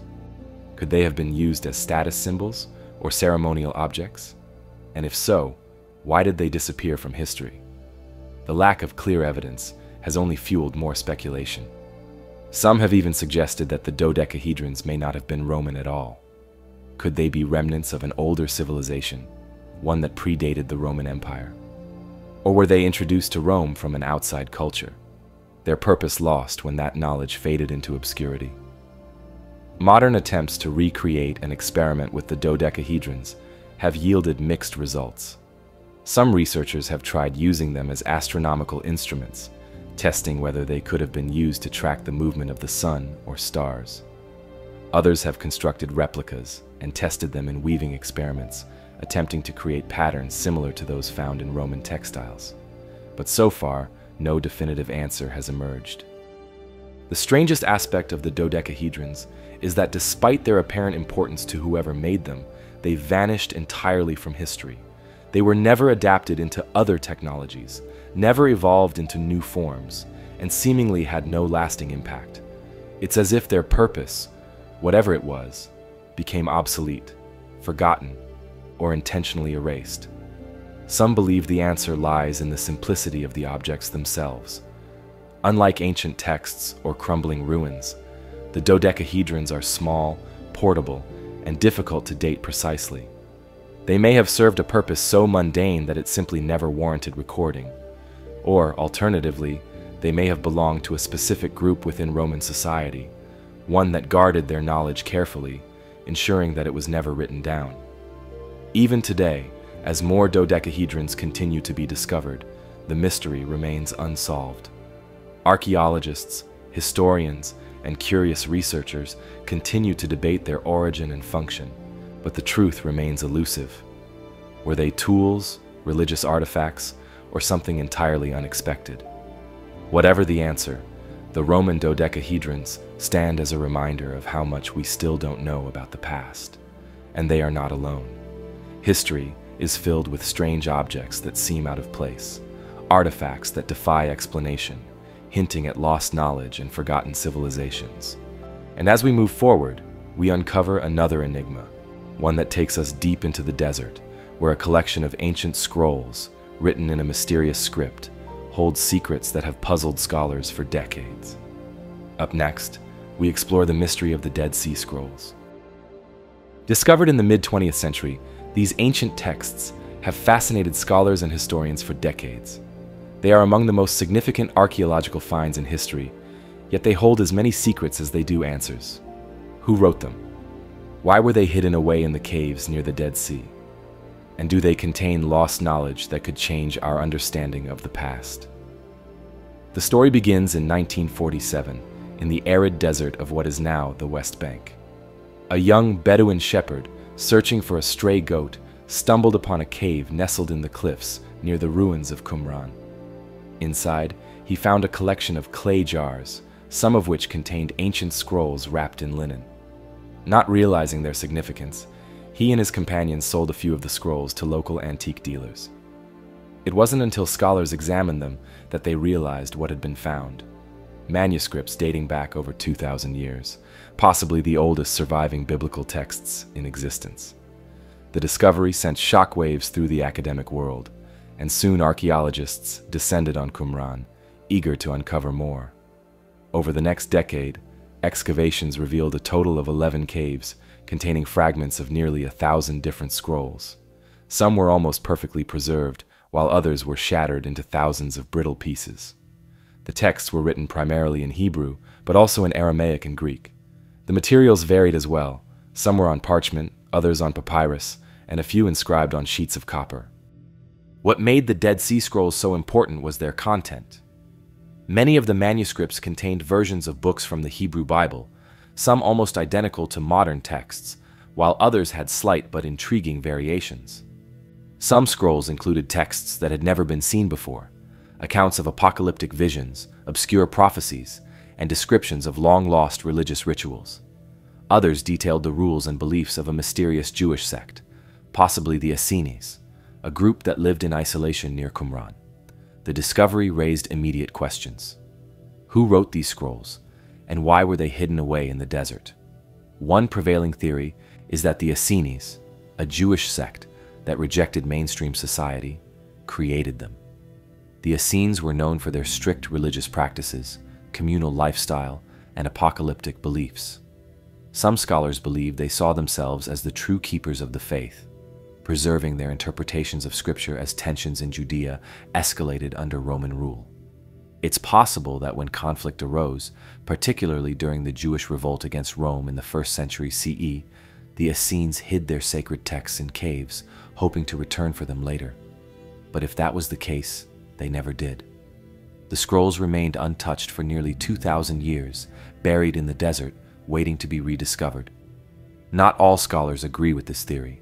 Some believe the scrolls came from multiple sources, perhaps even the Great Temple in Jerusalem, smuggled away for safekeeping before its destruction in 70 CE. Others argue that they were part of a wider collection of religious texts, representing a broader spectrum of Jewish beliefs at the time. The lack of definitive proof means that the true origins of the Dead Sea Scrolls remain unknown. Beyond their religious significance, the scrolls contain some strange and unsettling passages. Among them are apocalyptic writings, describing cosmic battles between the forces of light and darkness. There are prophecies of a coming messianic figure, predictions of the end of days, and cryptic descriptions of divine beings interacting with humanity. Some researchers believe these texts offer a glimpse into the beliefs of early Jewish mysticism, ideas that would later influence Christianity and other religious traditions. Then there's the Copper Scroll, one of the most intriguing discoveries among the collection. Unlike the others, which were written on parchment or papyrus, the Copper Scroll was inscribed on thin sheets of metal. Its content is unlike anything else in the Dead Sea Scrolls. It appears to be a treasure map. The text lists a series of locations where vast amounts of gold and silver are supposedly buried, hidden away in the Judean wilderness.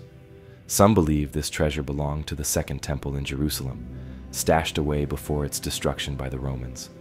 But despite numerous attempts to locate it, no such treasure has ever been found.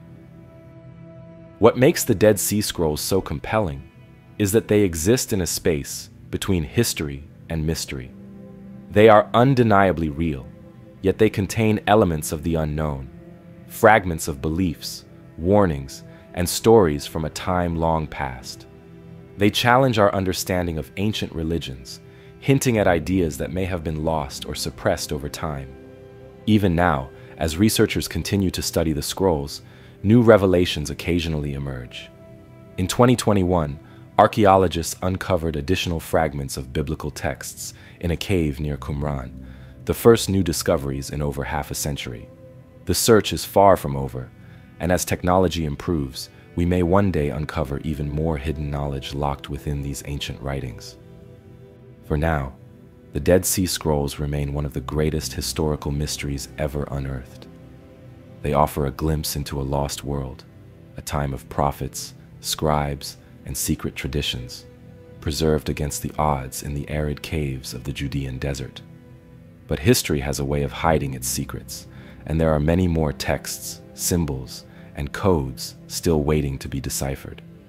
The Dead Sea Scrolls offer a rare glimpse into the ancient world, preserving texts that may have otherwise been lost to time. But for every discovery that brings answers, there are those that only deepen the mystery. Across the world, there are natural phenomena that defy logic, strange occurrences that science struggles to fully explain. And deep in the barren, sun-scorched landscape of Death Valley, there is a mystery that has puzzled researchers for decades. Enormous stones, some weighing hundreds of pounds, appear to move across the desert floor entirely on their own, leaving long, winding trails in their wake. No human or animal footprints surround them. No visible force propels them. They simply glide, as if dragged by an unseen hand. This is the enigma of the sailing stones of Racetrack Playa, one of the most unexplained natural occurrences on Earth. Located in a remote stretch of Death Valley National Park, Racetrack Playa is an ancient lakebed, a vast, flat expanse of cracked earth stretching for miles in every direction. It's an otherworldly place, lifeless and silent, where the air shimmers in the relentless heat. But scattered across its dry, hardened surface are dozens of massive stones, some as small as a football, others weighing upwards of 700 pounds. Each one has a distinct trail behind it, as if it had been dragged through the dirt by an unseen force. Some trails are straight, others curve or zigzag unpredictably. Some stones have even flipped over mid-journey, yet the mystery remains the same. There is no apparent reason for their movement. For decades, scientists, geologists, and curious travelers have tried to unravel the mystery. The stones don't move frequently. Many have remained in place for years before shifting again. There are no recorded sightings of the stones in motion. Early theories proposed everything from gravitational anomalies to underground tremors, but none quite fit the evidence. There was no clear pattern, and no known natural force could account for such large rocks moving across a flat, solid surface. Some speculated that strong winds could push them, but with their weight, even Death Valley's powerful gusts seemed insufficient to explain their movement. Others suggested that rain, rare as it is in the desert, could create a slick surface, allowing the rocks to slide. Yet, without consistent documentation, the mystery persisted. Over the years, the sailing stones have drawn their fair share of wild theories. Some claimed extraterrestrial intervention, linking the phenomenon to the many UFO sightings reported in the desert. Others turned to the supernatural, suggesting that the stones were possessed, moved by spirits or forces beyond human comprehension. Still, these explanations lacked any real evidence. The stones weren't just randomly placed, they followed distinct paths, suggesting a consistent yet unexplained process at work. The most eerie part? Some trails would abruptly stop, as if the rock had lifted off the ground entirely, before settling in a new location. It wasn't until 2014 that researchers finally captured the movement of the stones in real time. Using time-lapse photography and GPS tracking, a team of scientists discovered that the answer lay in an unusual set of environmental conditions. During winter nights, a thin layer of water from rare rainfall would freeze into a sheet of ice, trapping the rocks in place. As the sun rose and the ice began to melt, the thin, fragmented sheets would break apart and slide across the playa, dragging the rocks with them. This movement was slow, almost imperceptible to the human eye, but over time, it created the long trails that had mystified people for decades. While this discovery provided a plausible scientific explanation, the mystery still lingers in many ways. The sailing stones remain one of the strangest natural occurrences on Earth, and the idea of massive rocks gliding across the desert floor unaided continues to capture the imagination. And even with an answer, some aspects remain unexplained. Why do certain rocks move while others in similar conditions stay in place? Why do some trails remain for decades while others seem to vanish? And if this phenomenon has occurred for centuries, how many other places on Earth hide similar secrets, waiting to be uncovered? From ancient texts hidden in desert caves to stones that seemingly move of their own accord, the mysteries of our world remind us of how much we still don't understand. But our next story takes us far from the heat of Death Valley and into a place even more mysterious, one that has remained hidden beneath the sands of Egypt for thousands of years. This is the Lost Labyrinth of Egypt, a structure described in ancient texts as more wondrous than the pyramids themselves, yet no one has ever found it. Could this be one of history's greatest lost treasures? Let's dive into the mystery. The Lost Labyrinth of Egypt is a story of vanished wonders, a structure described as grander than the pyramids themselves, yet lost to time. But Egypt is no stranger to buried secrets. Beneath its golden sands, archaeologists continue to uncover relics that defy explanation. Some are temples, some are tombs, and some hold things that have never been seen before. In the vast necropolis of Saqqara, where the sands hold the echoes of Egypt's most ancient past, one discovery stood out among the rest: a massive black sarcophagus, unlike any before it. But when archaeologists finally opened it, what they found inside raised more questions than answers. This is the mystery of the Saqqara tomb of the unknown animal. Saqqara, home to the Step Pyramid of Djoser, is one of Egypt's most important archaeological sites.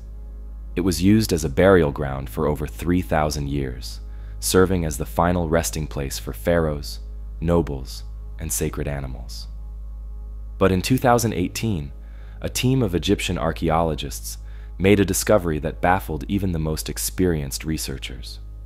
Buried deep beneath the sand was an enormous stone sarcophagus, measuring nearly 9 feet long and weighing several tons. What made it unusual was not just its size, but its deep black color, carved from solid granite. It had remained sealed for thousands of years, untouched since the time of ancient Egypt. Opening it was no easy task. Unlike most sarcophagi, which had been looted in antiquity, this one was completely intact. The lid alone weighed nearly 30 tons. As workers carefully lifted it, the stale air of an ancient tomb escaped into the modern world for the first time in millennia. But what they found inside wasn't a pharaoh, a high priest, or even a noble. Inside the black sarcophagus were the skeletal remains of a creature that no one expected. It was not human. It was not a known sacred animal like a bull, falcon, or cat, creatures often mummified in ancient Egypt. Instead, the remains belonged to something unknown, something never before recorded in Egyptian tombs. The bones suggested a creature of unusual size, something large and powerful, but its species could not be immediately identified. The discovery sent shockwaves through the archaeological community. Egyptologists were left to speculate: what kind of animal was important enough to be buried in such a massive, ornate sarcophagus? Some theorized that it could have been an abnormally large feline, perhaps a lion, given their occasional sacred status in ancient Egyptian culture. Others wondered if it could have been an extinct species, one that once roamed the Nile's banks, but vanished long before modern records began. But there were even stranger theories. Some researchers speculated that this might not be an animal at all, at least not in the way we understand them. Ancient Egyptian mythology is filled with hybrid creatures, gods that took the forms of part human, part beast. Anubis, the jackal-headed god of the afterlife. Sekhmet, the lion-headed warrior goddess. Could this sarcophagus have contained something more symbolic than literal? Was it an offering to the gods, a representation of a divine beast? Or was it something else entirely? Something deliberately hidden from history?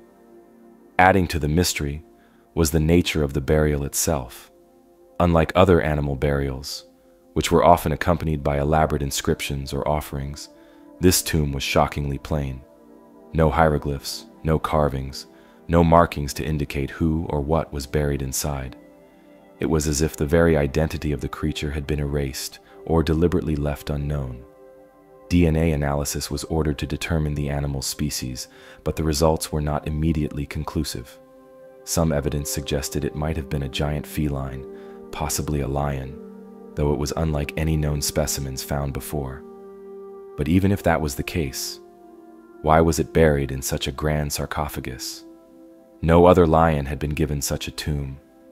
Was this a particularly revered creature, or did it hold some deeper significance? The black sarcophagus itself also raised questions.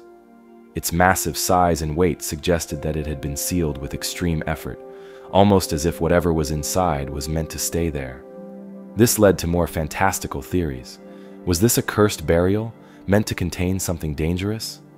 Ancient Egyptians were known to take extraordinary measures to protect the dead, But what if this was meant to keep something locked away? The mystery of the Saqqara tomb of the unknown animal remains one of Egypt's most bizarre discoveries. While scientific analysis has provided some insights, many questions are still unanswered. What exactly was this creature? Why was it buried in such an unusual manner? And what, if anything, were the ancient Egyptians trying to hide? The ancient world is filled with lost cities, hidden tombs, and forgotten civilizations, some recorded in myth, others erased entirely by time. Egypt's lost labyrinth is just one of the many unexplained structures that challenge our understanding of the past. But far away from the deserts of North Africa, deep in the Pacific, lies another mystery, one that defies explanation. A city built on water, a fortress of towering basalt columns, seemingly impossible for an ancient civilization to construct. A place so mysterious that it has been called the Venice of the Pacific and the eighth wonder of the world.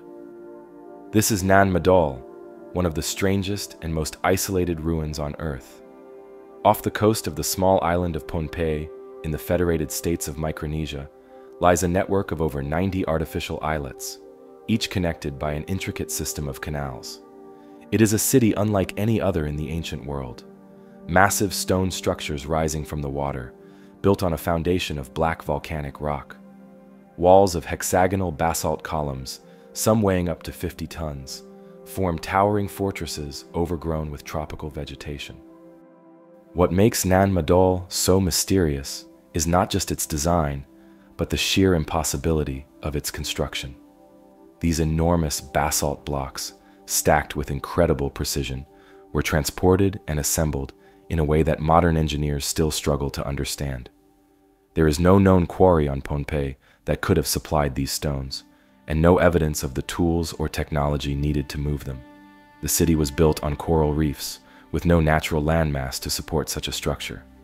And yet, the ruins remain, a testament to an unknown civilization's ambition and skill. The local legends surrounding Nan Madol only add to its mystery. According to the oral history of Pohnpei, the city was not built by human hands alone. Instead, it was constructed by powerful sorcerers, who used magic to levitate the stones into place. These legends tell of two brothers, Olosopa and Olosipa, who arrived on the island and used supernatural forces to create Nan Madol as a center of worship.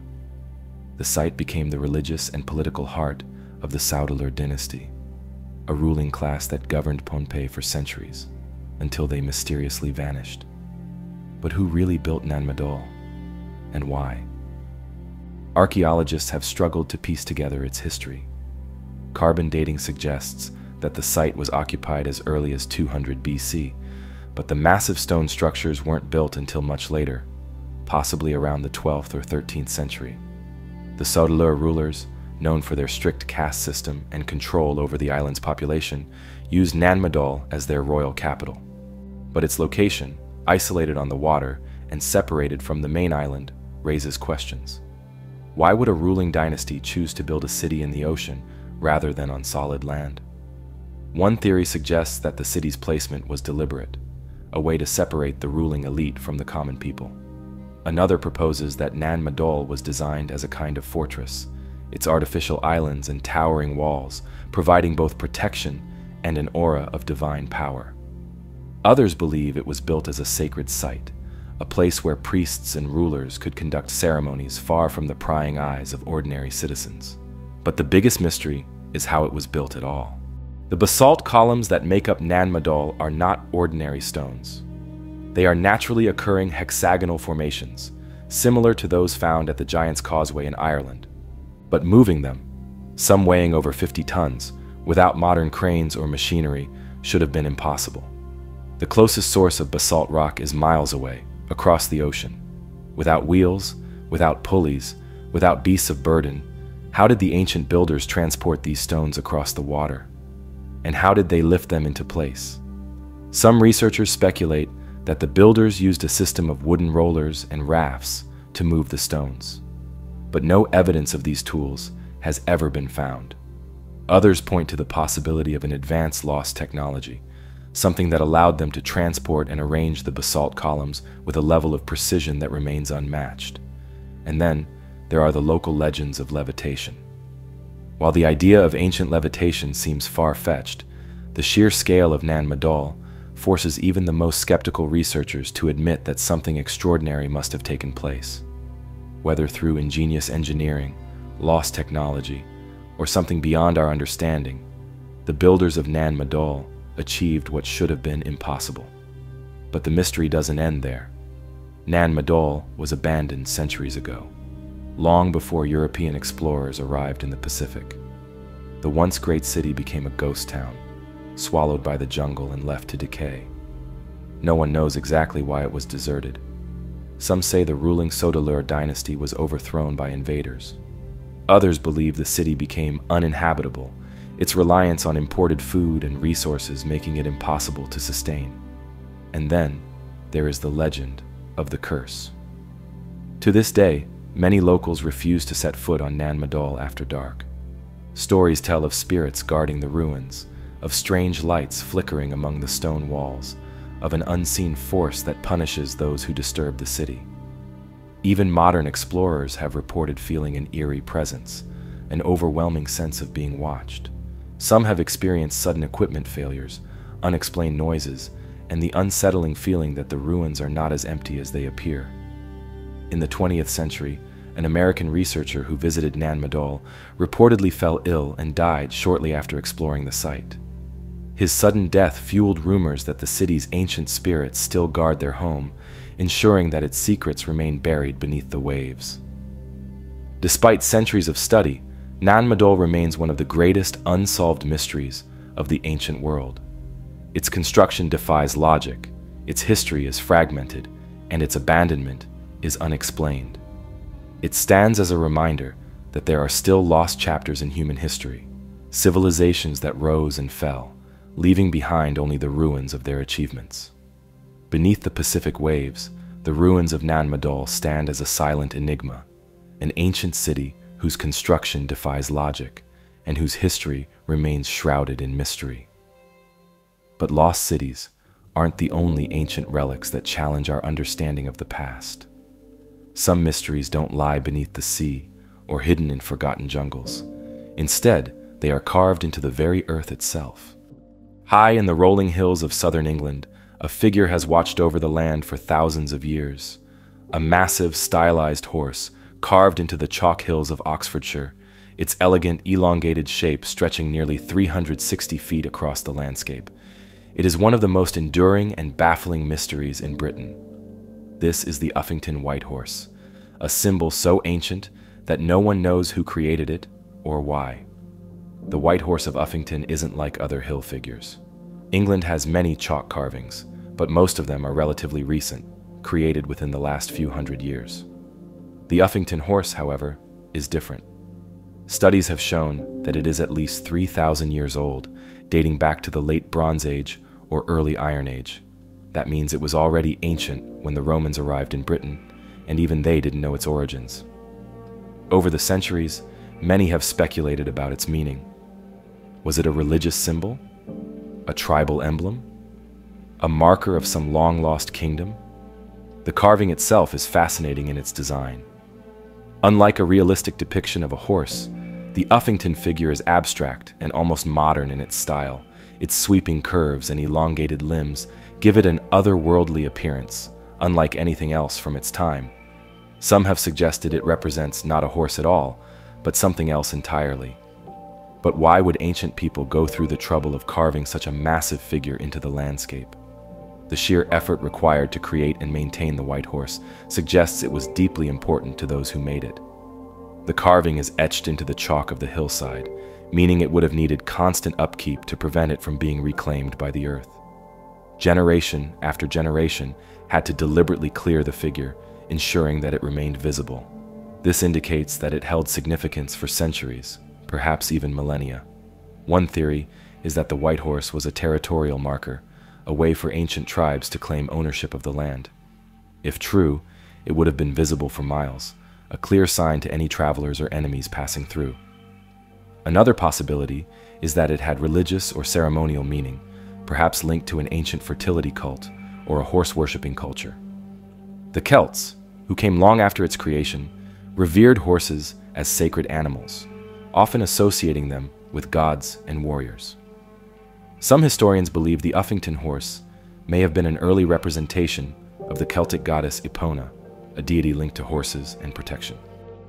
But the mystery of the white horse goes deeper than just its meaning. Some researchers have suggested that it might have astronomical significance. Certain alignments with the sun and stars indicate that it could have been part of a larger ritual landscape, possibly used in seasonal ceremonies. The nearby Dragon Hill, a flat-topped hill that sits just below the carving, adds to the intrigue. Legends say that this is where St. George slew the dragon, and some believe the site has been sacred since prehistoric times. Others have proposed even stranger theories. Could the Uffington white horse be a remnant of a lost language, an ancient pictogram left by a forgotten civilization? Some have even speculated that it represents a celestial event, a comet streaking across the sky that was immortalized in chalk. The unusual, almost alien-like style of the carving has fueled speculation that it wasn't just inspired by earthly creatures, but something seen in the heavens. Then, there is the theory that the white horse is far older than we think. Some alternative historians have suggested that the carving could predate even the Bronze Age, potentially stretching back to the Neolithic period. If that were true, it would place the Uffington horse among the oldest artistic representations in the world, linking it to civilizations long lost to time. What's undeniable is that the white horse has survived, not just in the chalk hills of Oxfordshire, but in the collective imagination of those who have lived alongside it. It has inspired legends, from tales of dragon slayers to myths of ghostly horses galloping across the landscape. Even today, the figure is carefully maintained, with volunteers and locals continuing the ancient tradition of scouring the horse to keep its shape from fading. Despite its age, the Uffington white horse remains as striking as ever. Whether it was a religious icon, a tribal symbol, or something else entirely, its creators left behind no written records, only a massive, haunting image carved into the land itself. And while its true origins may never be fully known, the white horse continues to stare out over the hills, just as it has for thousands of years. The ancient world is filled with lost cities and forgotten structures, many of which remain shrouded in mystery. Some have been buried beneath shifting sands, others swallowed by dense jungles, and some, like the Uffington white horse, have stood defiantly against time, etched into the very landscape. But what happens when a civilization leaves behind a monument not on land, but beneath the sea?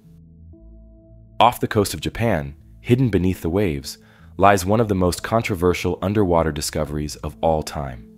Massive stone structures, eerily precise and seemingly deliberate, stretch across the ocean floor.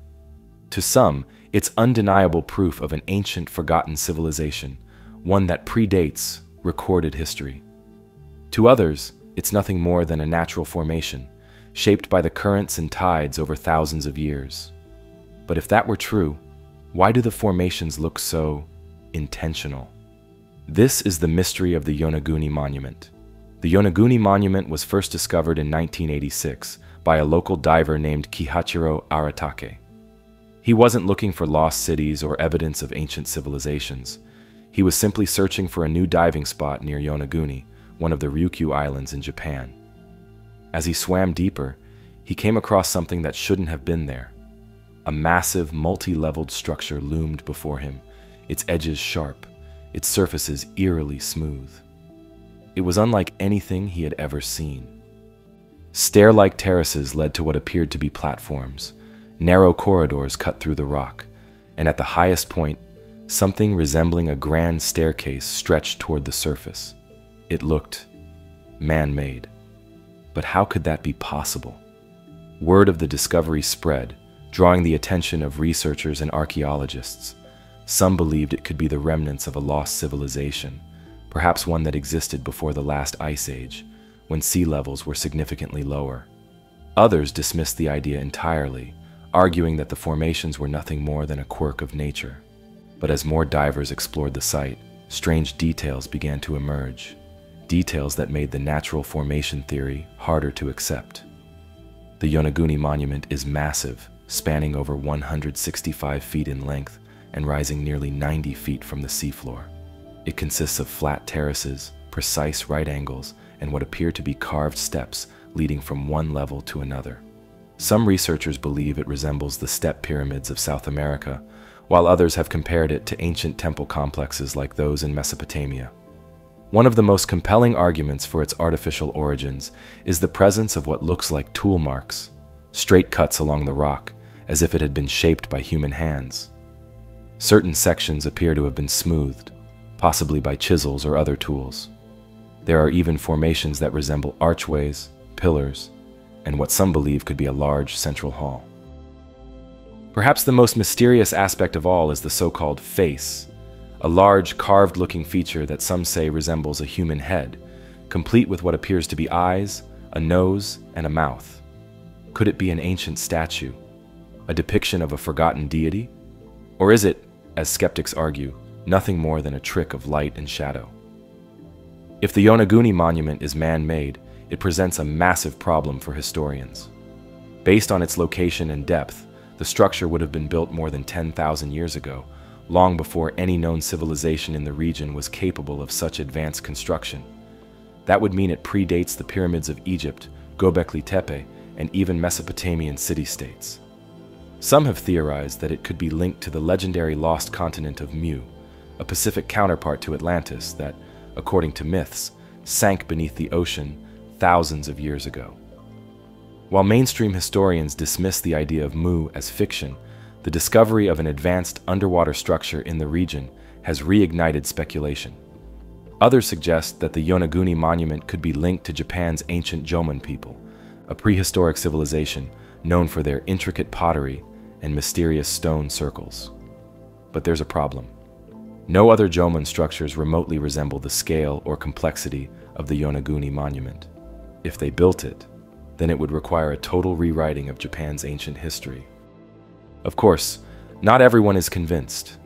Many geologists argue that the Yonaguni monument is a naturally occurring formation, shaped by tectonic activity and underwater currents.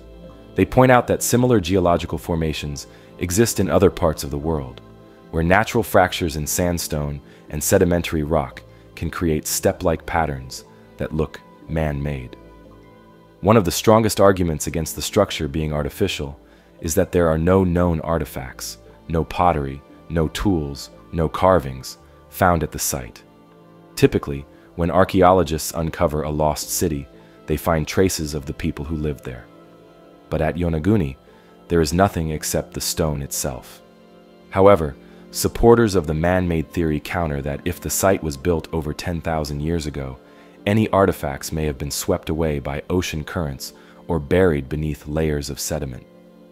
They argue that the structure's sheer complexity, coupled with the suspiciously precise angles and what appear to be staircases, suggests human intervention. Despite decades of debate, no definitive answer has been found. The Japanese government has not officially recognized the site as an archaeological structure, and without more concrete evidence, the mystery remains unsolved. Divers continue to explore the monument, hoping to find proof, whether in the form of inscriptions, artifacts, or additional structures, that could tip the scales one way or another. The ocean has long been a keeper of secrets, hiding lost cities, sunken structures, and ancient artifacts beneath its waves. The Yonaguni monument is one such enigma, a place where history and nature seem to blur, leaving behind a puzzle with no clear solution. Was it built by a forgotten civilization, or is it merely the work of the elements, shaping stone in ways we can't fully explain? Whatever the answer, one thing remains certain. The deeper we dive into history, the more questions we uncover. And while the Yonaguni monument challenges our understanding of what might lie beneath the ocean, there are other mysteries that have baffled researchers for centuries, ones not buried underwater, but locked away in words no one can understand. A book filled with an unknown language, a manuscript that defies translation, a code so complex that even the best minds in history have failed to crack it. This is the mystery of the Voynich manuscript. It was 1912 when Wilfrid Voynich, an antiquarian bookseller, first came across the strange book in a Jesuit college near Rome. From the moment he laid eyes on it, he knew it was something unusual. The pages were filled with strange symbols, written in an elegant, flowing script that seemed structured, yet completely unrecognizable. Accompanying the text were bizarre illustrations, intricate botanical drawings of plants that don't exist, celestial charts that don't match any known star maps, and images of human figures engaged in inexplicable rituals. The manuscript was written on fine vellum, later carbon dated to between 1404 and 1438. But aside from that, everything about it was a mystery. There was no author's name, no title, no indication of where it came from. It was as if the book had simply appeared out of nowhere, defying all attempts to place it within any known historical context. What makes the Voynich manuscript truly unique is that, despite being over 600 years old, no one has been able to read it.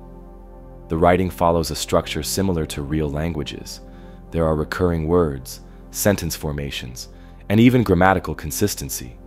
But it doesn't match any known script. It's not Latin, Greek, Arabic, or any lost dialect we've ever seen before. Some of the best cryptographers in history have tried to decipher it. During World War II, military codebreakers who cracked Nazi encryption techniques attempted to translate the manuscript. They failed. Even modern AI and linguistic analysis programs have been unable to identify a pattern that would suggest a known language. Some believe the manuscript may be a form of shorthand or a secret code that only certain individuals knew how to read. Others think it could be a hoax, an elaborate forgery meant to deceive scholars centuries ago. But if it was a hoax, why go through such extreme lengths to make it look like a structured language? Why include hundreds of carefully drawn illustrations, some of which appear to reference real scientific concepts? Theories about the Voynich manuscript range from the plausible to the bizarre. Some scholars believe it was an early medical text, possibly written by an alchemist or herbalist, trying to document lost medicinal knowledge. The strange plants in the illustrations could represent rare herbs, and the images of human figures in odd poses might be medical diagrams. Another theory suggests it was written by a secretive religious group, encoding their beliefs in an unbreakable cipher to protect them from persecution. Some have even suggested it could have been created by an unknown genius, someone who invented an entirely new language that no one else ever learned. A more speculative idea is that the manuscript contains knowledge far beyond what we should have had in the 15th century. Some believe it could be the work of an ancient civilization that predated our historical records, or even an artifact of extraterrestrial origin. The argument here is that the plants don't resemble any known Earth species, and the astronomical charts might depict a star system different from our own. Despite the endless efforts to decode it, the Voynich manuscript remains an enigma. Every few years, someone claims to have cracked the code, only for their theories to fall apart under scrutiny. Some researchers have suggested that the book was meant to be unreadable, possibly as an experiment in linguistics or an elaborate ruse designed to confuse and intrigue scholars. Yet, the mystery endures. To this day, the manuscript sits in Yale University's Beinecke Rare Book and Manuscript Library, where it continues to puzzle historians, linguists, and cryptographers alike. Who wrote it? What does it say? And why does it exist? We may never know. But the Voynich manuscript remains one of the greatest literary puzzles in human history, an unsolved riddle written in a language lost to time. And while some texts may be indecipherable, others have simply been lost, hidden away, or deliberately destroyed, their secrets erased from history. One such example is the next mystery on our list, a legendary underground labyrinth in Egypt, described in ancient texts yet never found. The Voynich manuscript remains one of history's greatest enigmas, a book filled with knowledge that no one can understand. But while some texts are indecipherable, others are deliberately hidden, sealed away, untouched, and waiting to be discovered. Across history, there have been countless lost libraries, buried scrolls, and secret chambers that could hold the answers to ancient mysteries. and few sites have inspired more speculation than the final resting place of China's first emperor, the tomb of Qin Shi Huang. Deep beneath the earth, in the Shanxi province of China, lies a tomb that has remained sealed for over 2,000 years. It belongs to Qin Shi Huang, the first emperor of China, the ruler who unified the warring states into one empire and laid the foundations of the Great Wall. His reign was marked by ambition, power, and an obsession with immortality. Even in death, he sought to rule forever, constructing a vast underground mausoleum unlike anything the world had ever seen. The tomb, first uncovered in the 1970s, is part of an enormous necropolis spanning over 22 square miles. But despite decades of research and excavation, the central chamber, where Qin Shi Huang himself is believed to rest, remains completely sealed. Not because it can't be accessed, but because archaeologists fear what they might find inside. What makes the tomb of Qin Shi Huang so mysterious isn't just its size, but the warnings left behind by ancient historians. The most famous account comes from Sima Qian, a Han Dynasty historian writing a century after the emperor's death. According to his records, the burial chamber is an elaborate underground palace filled with treasures, rivers of flowing mercury, and traps designed to protect its secrets for eternity. Sima Qian wrote that the emperor's sarcophagus rests on an island surrounded by a vast model of his empire, with lakes and rivers recreated using liquid mercury. The ceiling of the tomb was said to be decorated like the night sky, with pearls representing the stars, while crossbows and other deadly mechanisms were set to fire at anyone who dared to disturb the emperor's eternal rest. For centuries, these accounts were dismissed as myths, but modern science has provided chilling evidence that Sima Qian's descriptions might have been accurate. Soil samples taken near the tomb have shown abnormally high levels of mercury, far beyond what should naturally occur in the area. This has led many to believe that the rivers of liquid mercury inside the tomb are real, making excavation extremely dangerous.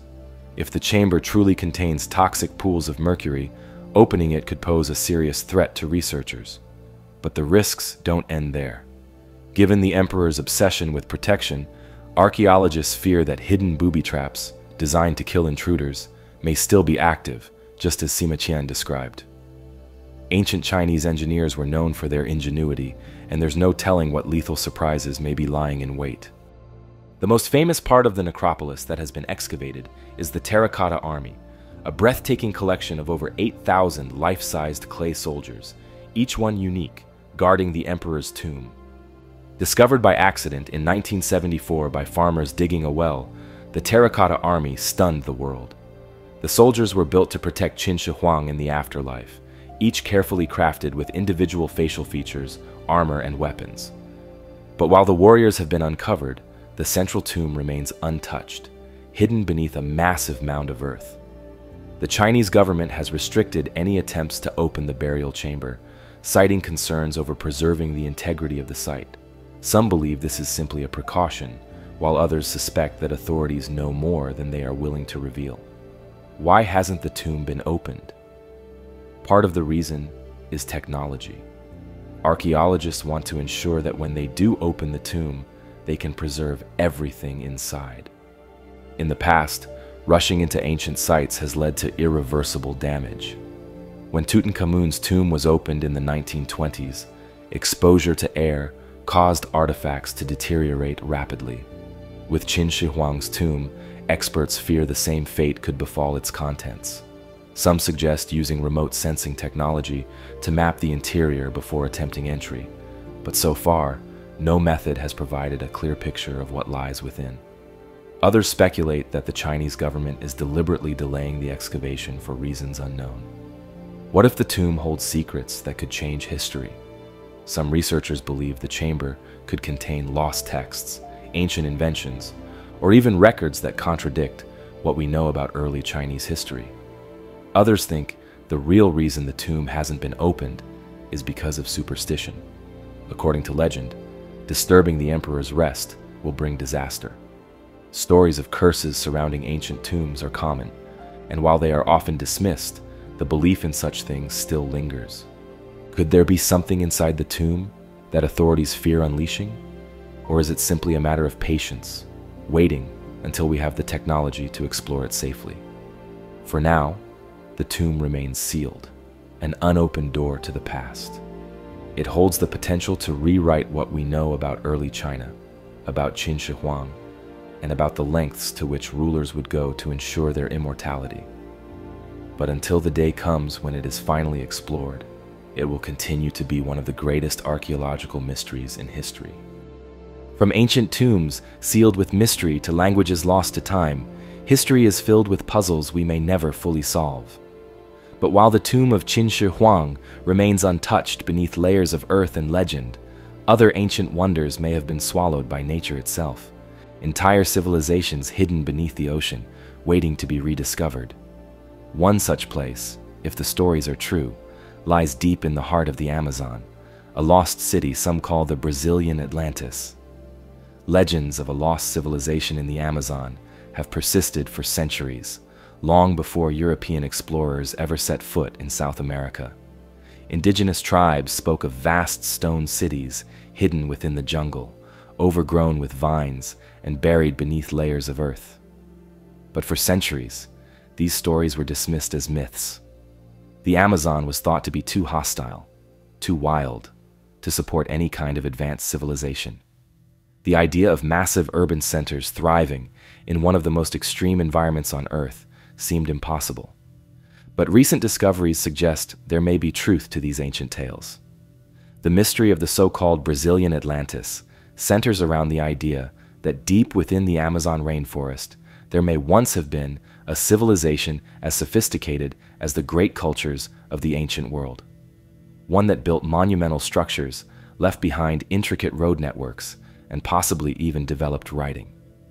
Unlike traditional Atlantis myths, which tell of an advanced society swallowed by the sea, this lost city is believed to have been consumed by the rainforest itself, overtaken by nature to the point that no trace of it could be seen from above.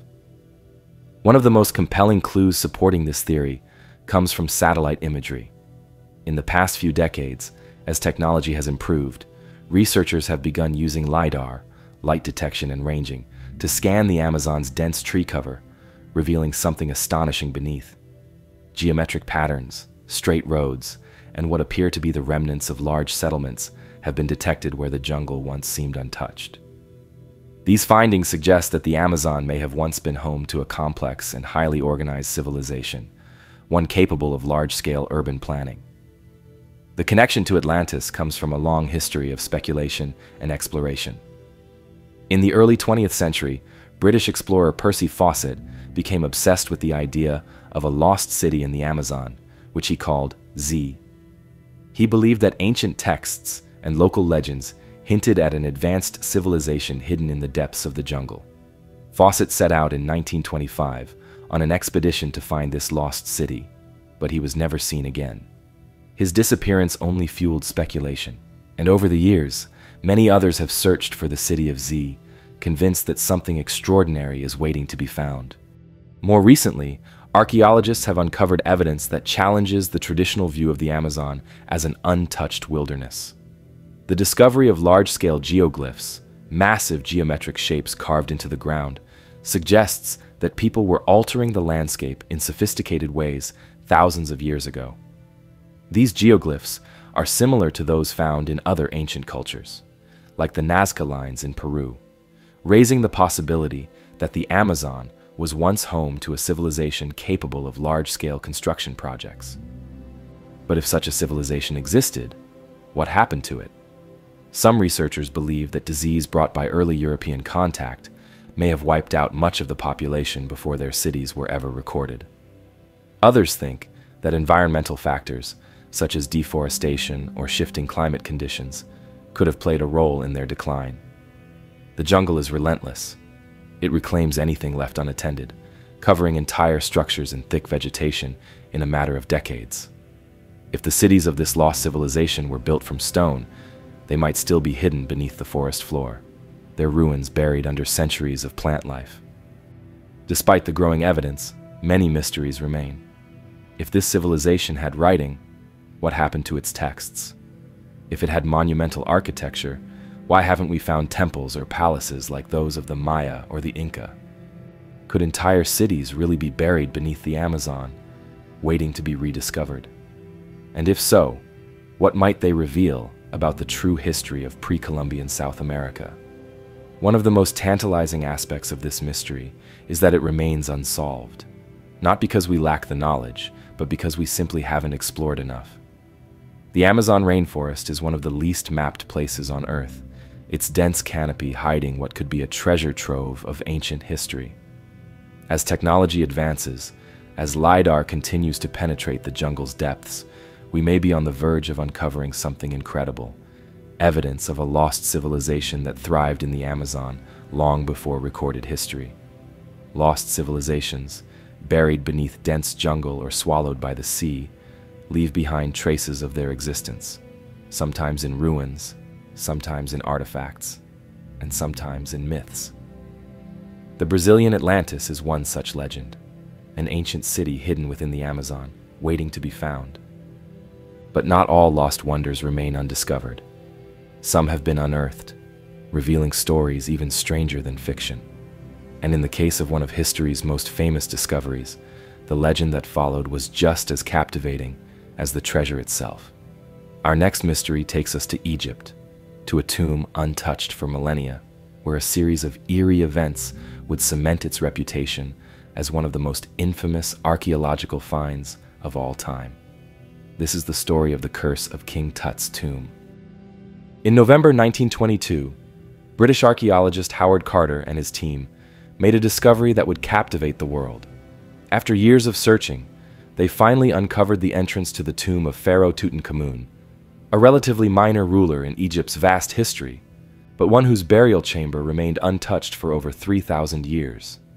The tomb, hidden beneath layers of rubble in the Valley of the Kings, was astonishingly well preserved. As Carter peered inside for the first time, by the glow of a flickering candle, he saw treasures beyond anything he had imagined: golden statues, intricate carvings, and the now iconic golden mask of the Boy King.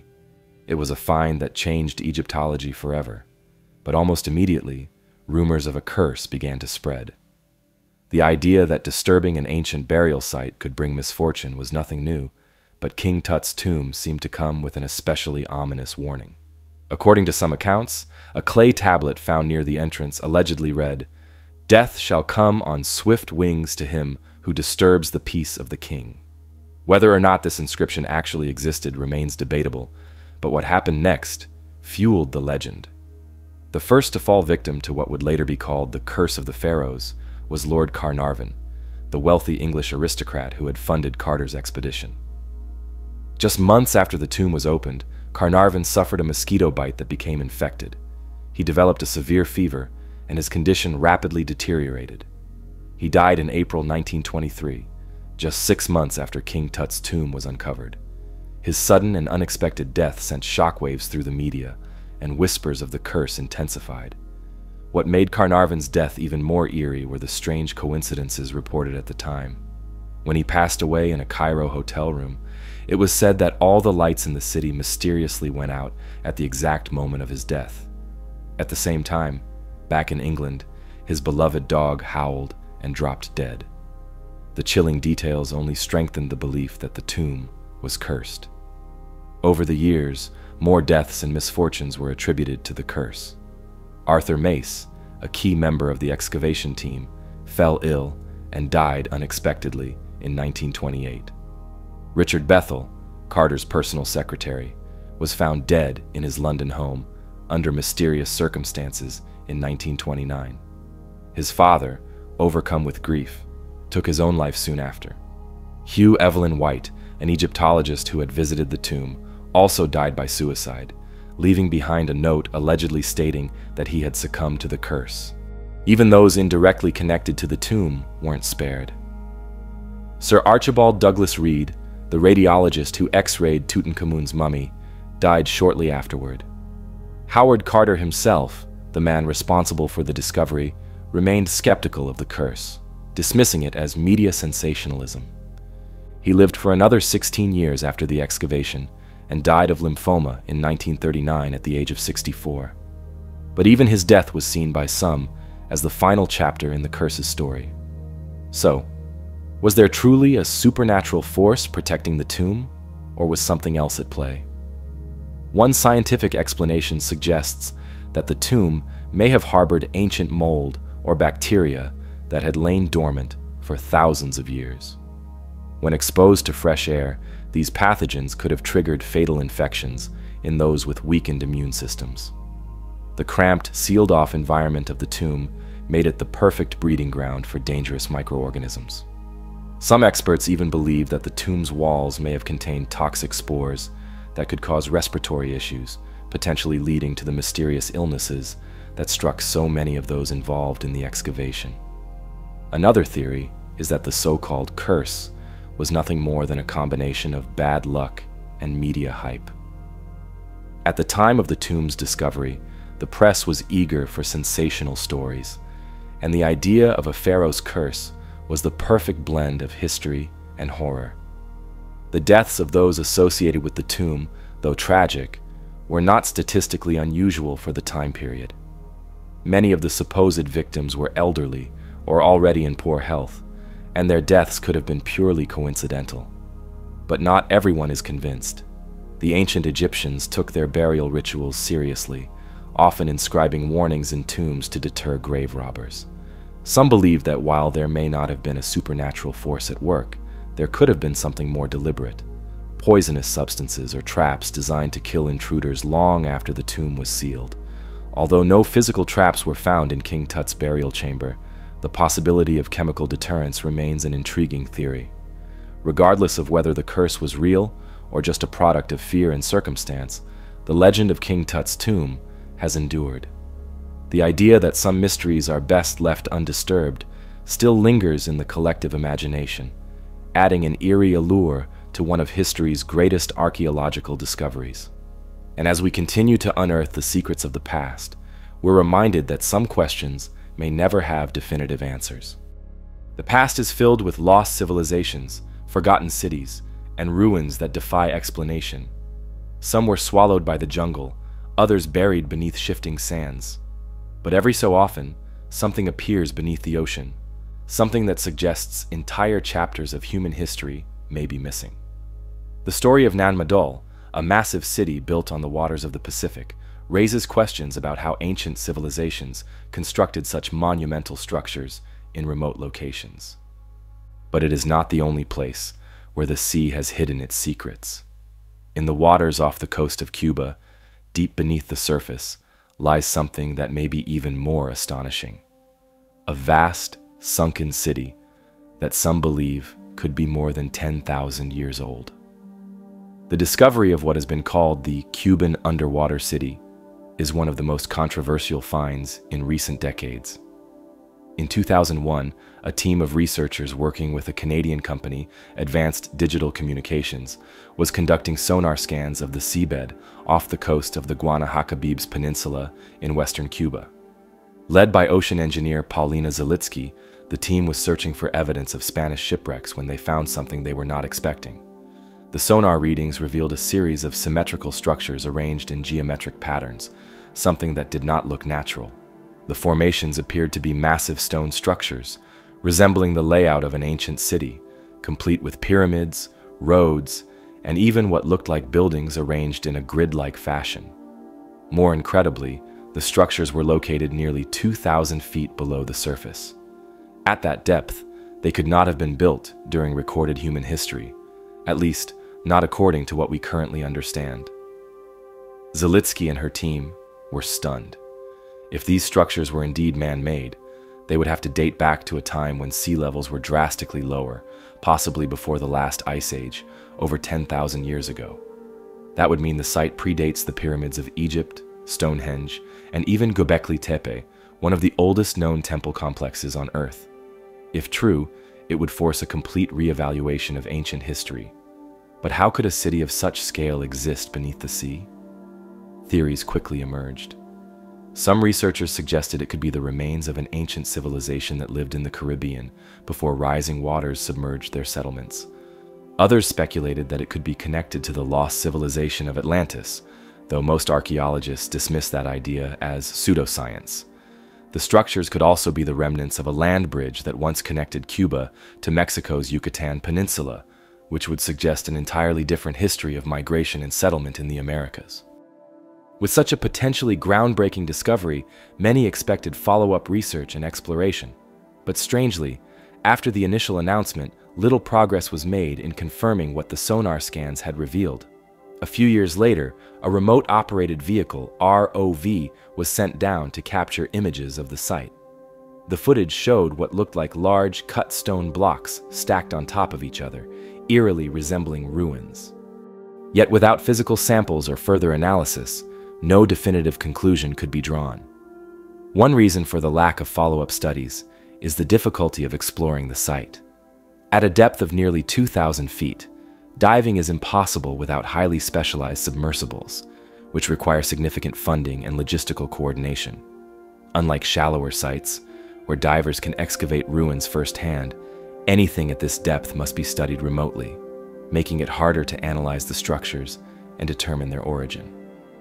Skeptics argue that the formations could be natural geological structures rather than human-made ruins. Some geologists have suggested that the city might be the result of seismic activity, where natural rock formations were fractured in a way that makes them appear artificial. Others believe that the sonar images were simply misinterpreted, creating the illusion of buildings where none exist. However, the geometric patterns and apparent alignment of the structures make this explanation less convincing to those who have seen the original scans. Adding to the mystery is the lack of access to more detailed research. After the initial discovery, information about the site became scarce, leading to speculation that political tensions between Cuba and the United States may have interfered with further exploration. Some believe that if the discovery were confirmed, it could rewrite human history in a way that challenges established narratives, making it a politically sensitive topic.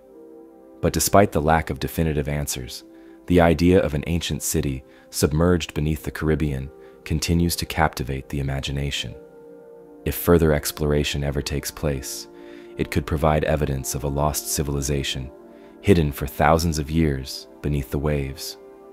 The ocean has a way of hiding history, preserving secrets beneath its depths for thousands of years. The discovery of the so-called Cuban underwater city raised profound questions about what ancient civilizations may have been lost to time. But it was not the only enigma to challenge our understanding of the past. Some mysteries are buried beneath the sea, others beneath the sands, and some in the very languages left behind by those who once ruled the world. One of the strangest and most perplexing linguistic mysteries comes from a remote island in the Pacific Ocean, Easter Island. Known for its iconic Moai statues, this isolated land holds another enigma that has baffled historians, linguists, and archaeologists for centuries. Scattered across the island are wooden tablets etched with symbols unlike any other written language. These inscriptions, known as the Rongo script, have never been deciphered, leaving scholars with more questions than answers. Easter Island, or Rapa Nui as the locals call it, is one of the most isolated inhabited places on Earth. Lying over 2,000 miles from the nearest landmass, the island was home to a once thriving civilization that built the massive stone heads that have become its global symbol. But while much attention has been given to the Moai, the Rongo script is a mystery just as profound, one that could potentially unlock the lost history of the island's early inhabitants. The first recorded mention of Rongo comes from the 19th century, when Catholic missionaries arrived on the island and noticed the strange markings carved into pieces of wood. The islanders, however, were unable to read the symbols, claiming that knowledge of the script had been lost generations ago. Some elders spoke of a time when only a select group of wise men, known as the Tangata Rongo, were able to read and recite the sacred texts. But with the collapse of Rapa Nui society due to famine, warfare, and the arrival of European explorers, the knowledge of how to read Rongo had disappeared forever. What makes Rongo so baffling is that, if it is indeed a form of writing, it would be one of the very few independent writing systems in human history. Most known scripts, from Egyptian hieroglyphs to the Latin alphabet, evolved from earlier forms of writing. But Easter Island was so isolated that if Rongo Rongo is a true script, it would mean that the Rapa Nui people developed writing completely on their own, separate from any outside influence, a feat accomplished by only a handful of civilizations. Linguists have spent decades trying to decipher the inscriptions, but progress has been slow. The symbols are arranged in a unique pattern called reverse baustrophodon, meaning the direction of writing alternates with each line. One line is written left to right, then the next is carved upside down and read from right to left. This unusual style makes deciphering the script even more difficult, as it suggests a sophisticated writing system with strict formatting rules. Theories about the meaning of the script vary widely. Some researchers believe Rongo Rongo could be a form of proto-writing, symbols that represent concepts rather than a full written language. Others suggest that it records genealogies, religious chants, or historical events from the island's past. There are even those who speculate that the script encodes lost knowledge about the civilization's downfall, hinting at a warning for future generations. Some symbols on the tablets resemble birds, fish, and human-like figures, leading some scholars to propose that Rongo Rongo could be a form of pictographic storytelling, similar to ancient Mesoamerican glyphs. However, no direct link has been found between the script and any other known writing system, leaving its origins shrouded in mystery. Adding to the intrigue is the scarcity of the tablets. Fewer than 30 known examples of Rongo Rongo inscriptions exist today, many of which are incomplete or damaged. Some were lost over the centuries, while others were destroyed when Catholic missionaries banned the practice of writing and ordered the tablets burned, considering them to be works of pagan superstition. Despite numerous attempts, no one has been able to fully crack the code of Rongo Rongo.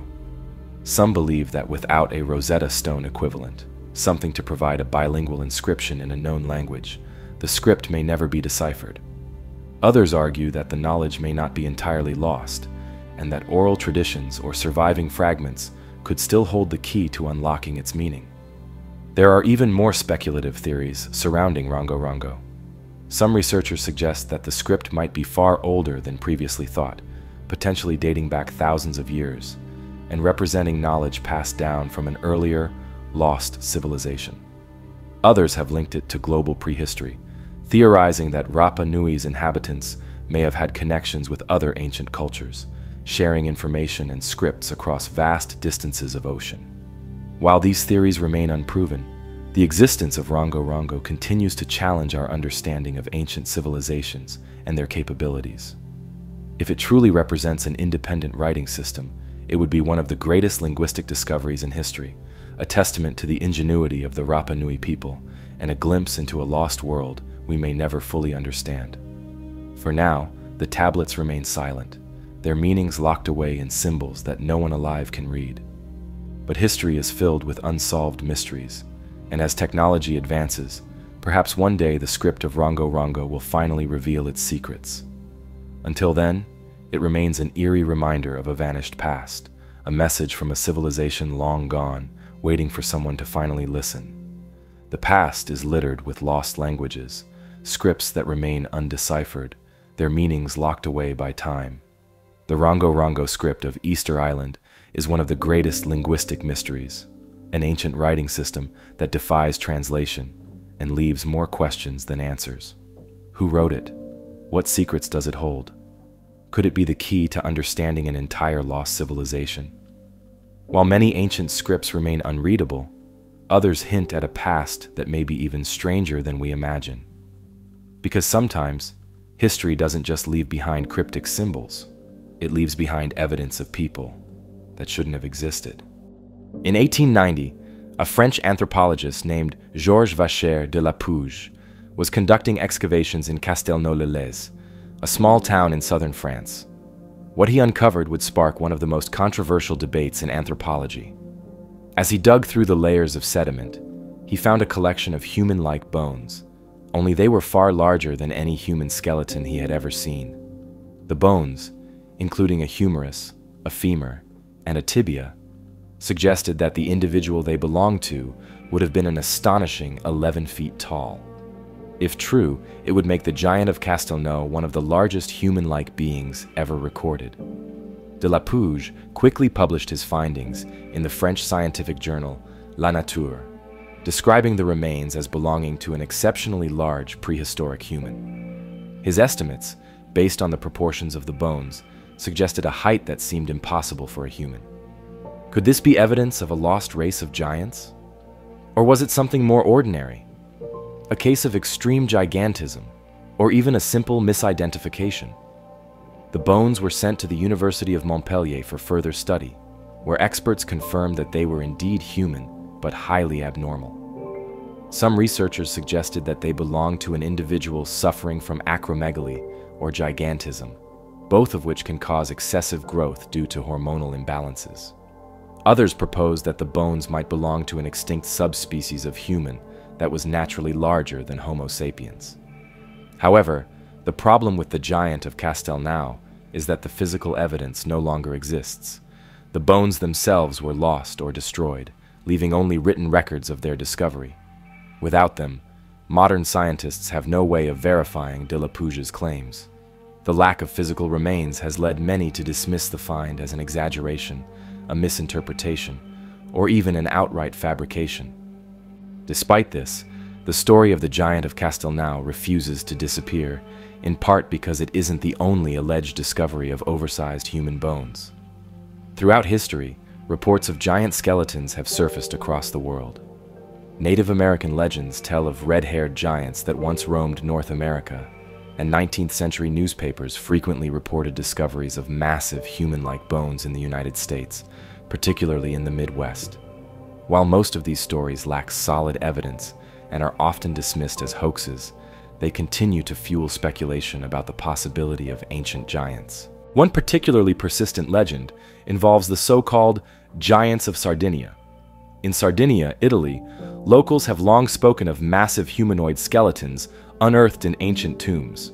Some villagers claim to have seen these remains firsthand before they were allegedly taken away by authorities. According to conspiracy theories, mainstream archaeologists and government agencies have deliberately hidden the evidence of a lost race of giants, fearing that such a discovery would disrupt accepted historical narratives. However, no verifiable physical evidence has ever been produced to support these claims. Skeptics argue that many so-called giant discoveries can be explained through more rational means. Some oversized bones likely belong to extinct megafauna rather than humans. Others may be cases of misidentification, where normal bones appear larger due to environmental factors or distortion over time. Additionally, conditions like gigantism and acromegaly, while rare, have existed throughout history, producing individuals who were significantly taller than their peers. But even among skeptics, the giant of Castelnau remains an intriguing case. Unlike many sensationalized reports of giants, this discovery was made by a respected anthropologist, documented in a scientific journal, and initially examined by trained researchers.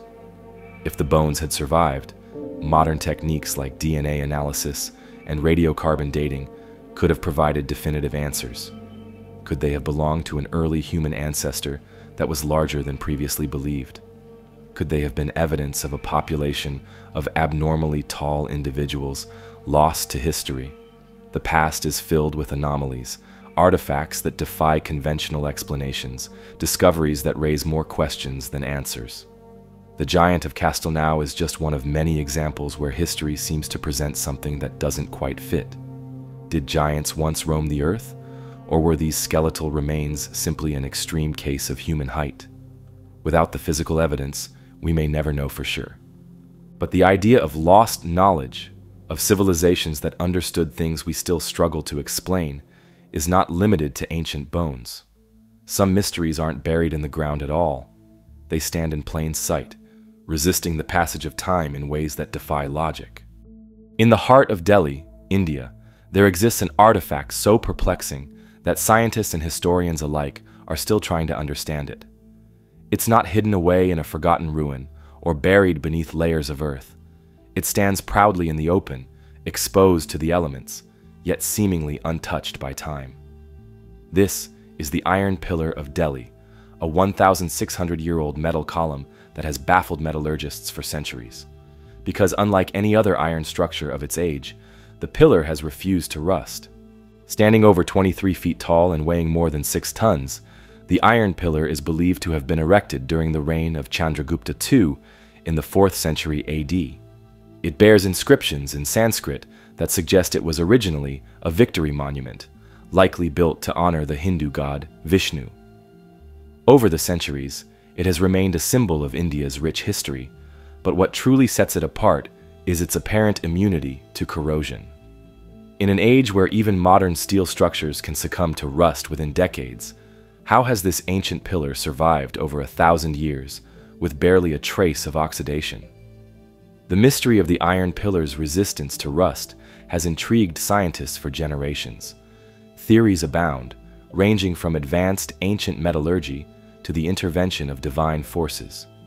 Some researchers suggest that the pillar's creators used an unusually high purity form of wrought iron, which, combined with the dry climate of Delhi, helped slow the rusting process. However, the real breakthrough came in the 20th century, when metallurgists discovered a thin protective layer of what is now called misawite, a compound of iron, oxygen, and phosphorus that has formed naturally over time, shielding the pillar from the effects of humidity and pollution. This discovery led to another question. How did ancient Indian blacksmiths, over 1,600 years ago, develop a technique that modern metallurgists only began to understand in recent decades? The composition of the pillar suggests that the iron was purified through a process involving high phosphorus content and the absence of sulfur and manganese, methods that were advanced even by today's standards. Some experts argue that this wasn't an accident, but a deliberate feat of engineering, indicating that ancient Indian metallurgists possessed knowledge far beyond what we previously assumed. However, not everyone is convinced that conventional science alone can explain the pillar's survival. Some theorists believe the iron pillar is evidence of lost ancient technologies, hinting at a forgotten era of metalworking that surpassed even modern capabilities. They point to other mysterious metal artifacts found throughout history, such as the so-called Baghdad battery, a clay jar believed by some to be an early form of electrical storage, or the Damascus steel used in medieval sword-making, whose exact production techniques remain unknown. Others take a more supernatural approach, suggesting that the pillar was blessed by divine forces. According to local legend, the iron pillar was originally placed at the center of the earth by an ancient king to stabilize the land. When the British attempted to excavate the base of the pillar in the 19th century, they reportedly found it was not embedded deep into the ground, leading to the belief that disturbing it could bring disaster. Some Hindu traditions even claim that the pillar is linked to the god Vishnu, who protects it from decay. Skeptics argue that while the iron pillar is an incredible example of ancient craftsmanship, it doesn't necessarily indicate lost knowledge or divine protection. They point out that other iron artifacts, such as the rust-resistant iron beams in Indian temples, share similar properties, suggesting that this technique, while rare, was not entirely unique. Furthermore, controlled environmental conditions and the pillar's relatively low exposure to moisture have undoubtedly played a role in its preservation. Despite these explanations, the iron pillar remains an enigma. Even with our advanced technology, the ability to create a completely rust-proof iron structure without modern protective coatings is something that engineers and metallurgists still strive to perfect. Some modern scientists have even studied the pillar's composition in hopes of applying its corrosion-resistant properties to new materials, proving that ancient knowledge can still influence modern advancements. The Iron Pillar of Delhi is a testament to the incredible knowledge possessed by ancient metallurgists, an engineering marvel that has defied time, resisting rust in ways that even modern technology struggles to replicate. Whether the result of advanced craftsmanship, environmental conditions, or something we have yet to fully understand, it stands as a silent challenge to what we think we know about the past. But it isn't the only artifact that raises these kinds of questions. Some discoveries seem to hint at knowledge far beyond what their time should have allowed, objects so strange, so seemingly out of place, that they force us to reconsider what ancient civilizations were truly capable of. And one such object, discovered in modern-day Iraq, has left historians and scientists debating for decades. It's known as the Baghdad Battery, an artifact so puzzling that it has sparked theories ranging from forgotten ancient technology to extraterrestrial influence. At its core, the mystery is simple. Could people living over 2,000 years ago have created a working electrical device? And if so, what exactly were they using it for? The story of the Baghdad Battery begins in the 1930s, when a German archaeologist named Wilhelm König was examining artifacts housed at the National Museum of Iraq. Among the collection was a small, unassuming clay jar, about 5 inches tall, with a copper cylinder inside and an iron rod running through its center. The jar itself was dated to around 250 BCE, placing it in the Parthian or Sassanid period. But it wasn't its age that made it unusual. It was its structure. König noticed that the design of the jar was eerily similar to modern-day batteries. Intrigued, König published a paper in 1940 suggesting that the artifact might have been used to generate an electric charge. His theory was simple. If an acidic liquid, such as vinegar or lemon juice, were poured into the jar, it could create an electrochemical reaction, producing a small amount of voltage. This, in effect, would make the Baghdad Battery one of the earliest known electrical devices in human history, long before the official discovery of electricity. The idea was controversial, but it gained traction when researchers began testing replicas of the artifact. In the 1970s, American engineer Willard F. M. Gray built a working model of the Baghdad Battery, filling it with an acidic solution and measuring its output. To the surprise of many, it generated around 1 volt of electricity. Similar experiments have been conducted since then, all confirming that the device could, in theory, function as a simple battery. But the real question isn't whether the Baghdad Battery could produce electricity, it's why. What possible use could an ancient civilization have had for an electrical device? One of the most popular theories is that the battery was used for electroplating, a process in which a thin layer of metal, such as gold or silver, is deposited onto another object. Some ancient artifacts have shown signs of electroplating, though the evidence is far from conclusive. If true, it would suggest that the people of the Parthian or Sassanid period may have had a rudimentary understanding of electricity and used it for decorative or practical purposes. Another theory is that the battery had religious or medicinal uses. Some researchers believe that it may have been used in spiritual ceremonies, producing small electric shocks that could have been interpreted as divine power. Others suggest that it was used as a primitive form of acupuncture or pain relief, similar to how electric currents are used in modern medicine. Then, there are the more speculative ideas. Some suggest that the Baghdad Battery was part of a larger, now-lost technological system, an early experiment with electricity that was later abandoned or forgotten. Others go even further, linking it to theories of lost ancient civilizations, suggesting that it was evidence of knowledge passed down from an earlier, more advanced society. And of course, there are those who argue that the artifact is proof of extraterrestrial contact, an idea that, while entertaining, lacks any real evidence. But not everyone is convinced that the Baghdad Battery was a battery at all. Skeptics argue that the jar may have simply been a storage vessel, possibly used to hold scrolls or documents. Some point out that similar objects have been found across the region, none of which show clear signs of being used for electricity. Others note that while the jar can produce a voltage, it would have been a weak and unreliable power source, making it unlikely to have been used in any practical sense. More recent research suggests that the device may have been nothing more than a simple container with no electrical purpose whatsoever. There is no ancient text or historical record describing its use, no indication that it was ever connected to a larger system, and no direct evidence of electroplating being practiced in the region at that time. Without more context, the truth of the Baghdad Battery remains elusive.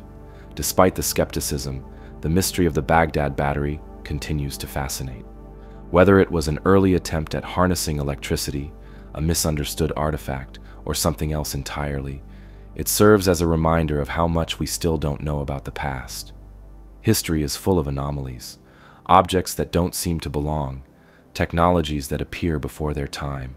The Baghdad Battery may not be proof of an ancient civilization harnessing electricity, but it does force us to consider a larger question. How much knowledge has been lost to time? How many discoveries, once known, have been forgotten? And if an ancient battery could exist, even as an experiment, what else might be waiting to be uncovered? The Baghdad Battery remains one of the most intriguing discoveries from the ancient world, an object that, if interpreted correctly, could suggest that ancient civilizations possessed knowledge of electricity thousands of years before it was officially harnessed. While skeptics argue that its purpose may have been far more mundane, the fact remains that history is full of anomalies, artifacts and structures that don't fit neatly into our established timelines. Some seem to hint at lost knowledge, technologies that have vanished, or messages encoded in ways we still struggle to comprehend.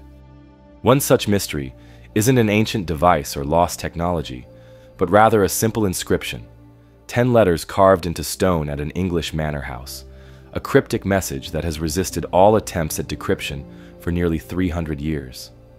Unlike the Baghdad Battery, which at least has some plausible theories regarding its function, this sequence of letters has no known explanation. No documents exist detailing why it was created, who designed it, or what it was meant to convey. Yet for centuries, some of the brightest minds, including World War II codebreakers, have attempted to crack its meaning, all without success. This is the story of the Shugborough inscription, an unsolved riddle hidden in plain sight. Shugborough Hall, located in Staffordshire, England, is a grand estate dating back to the 17th century. Originally home to the Anson family, it boasts sprawling gardens, classical architecture, and ornate sculptures.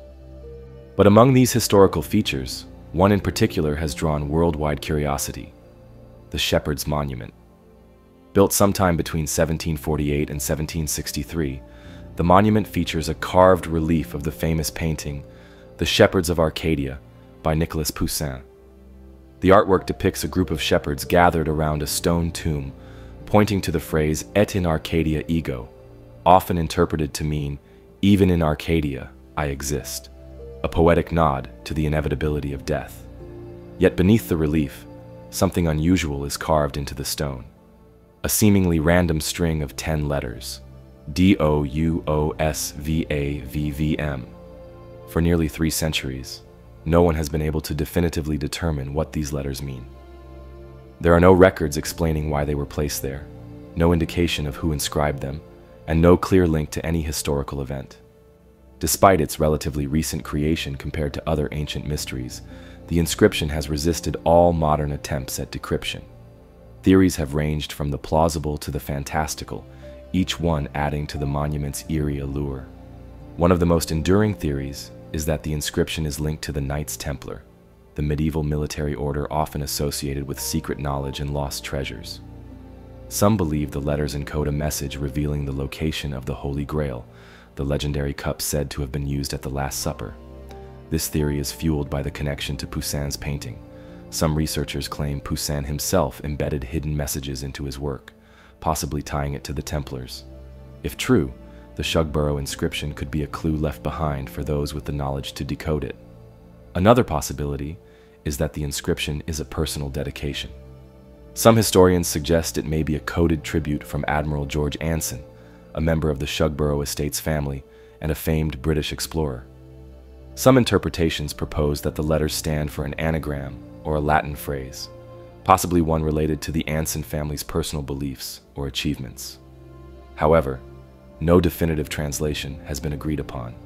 Linguists have also suggested that the letters could be a religious phrase in Latin, such as "Orator ut omnes serventur," meaning "pray that all may be saved."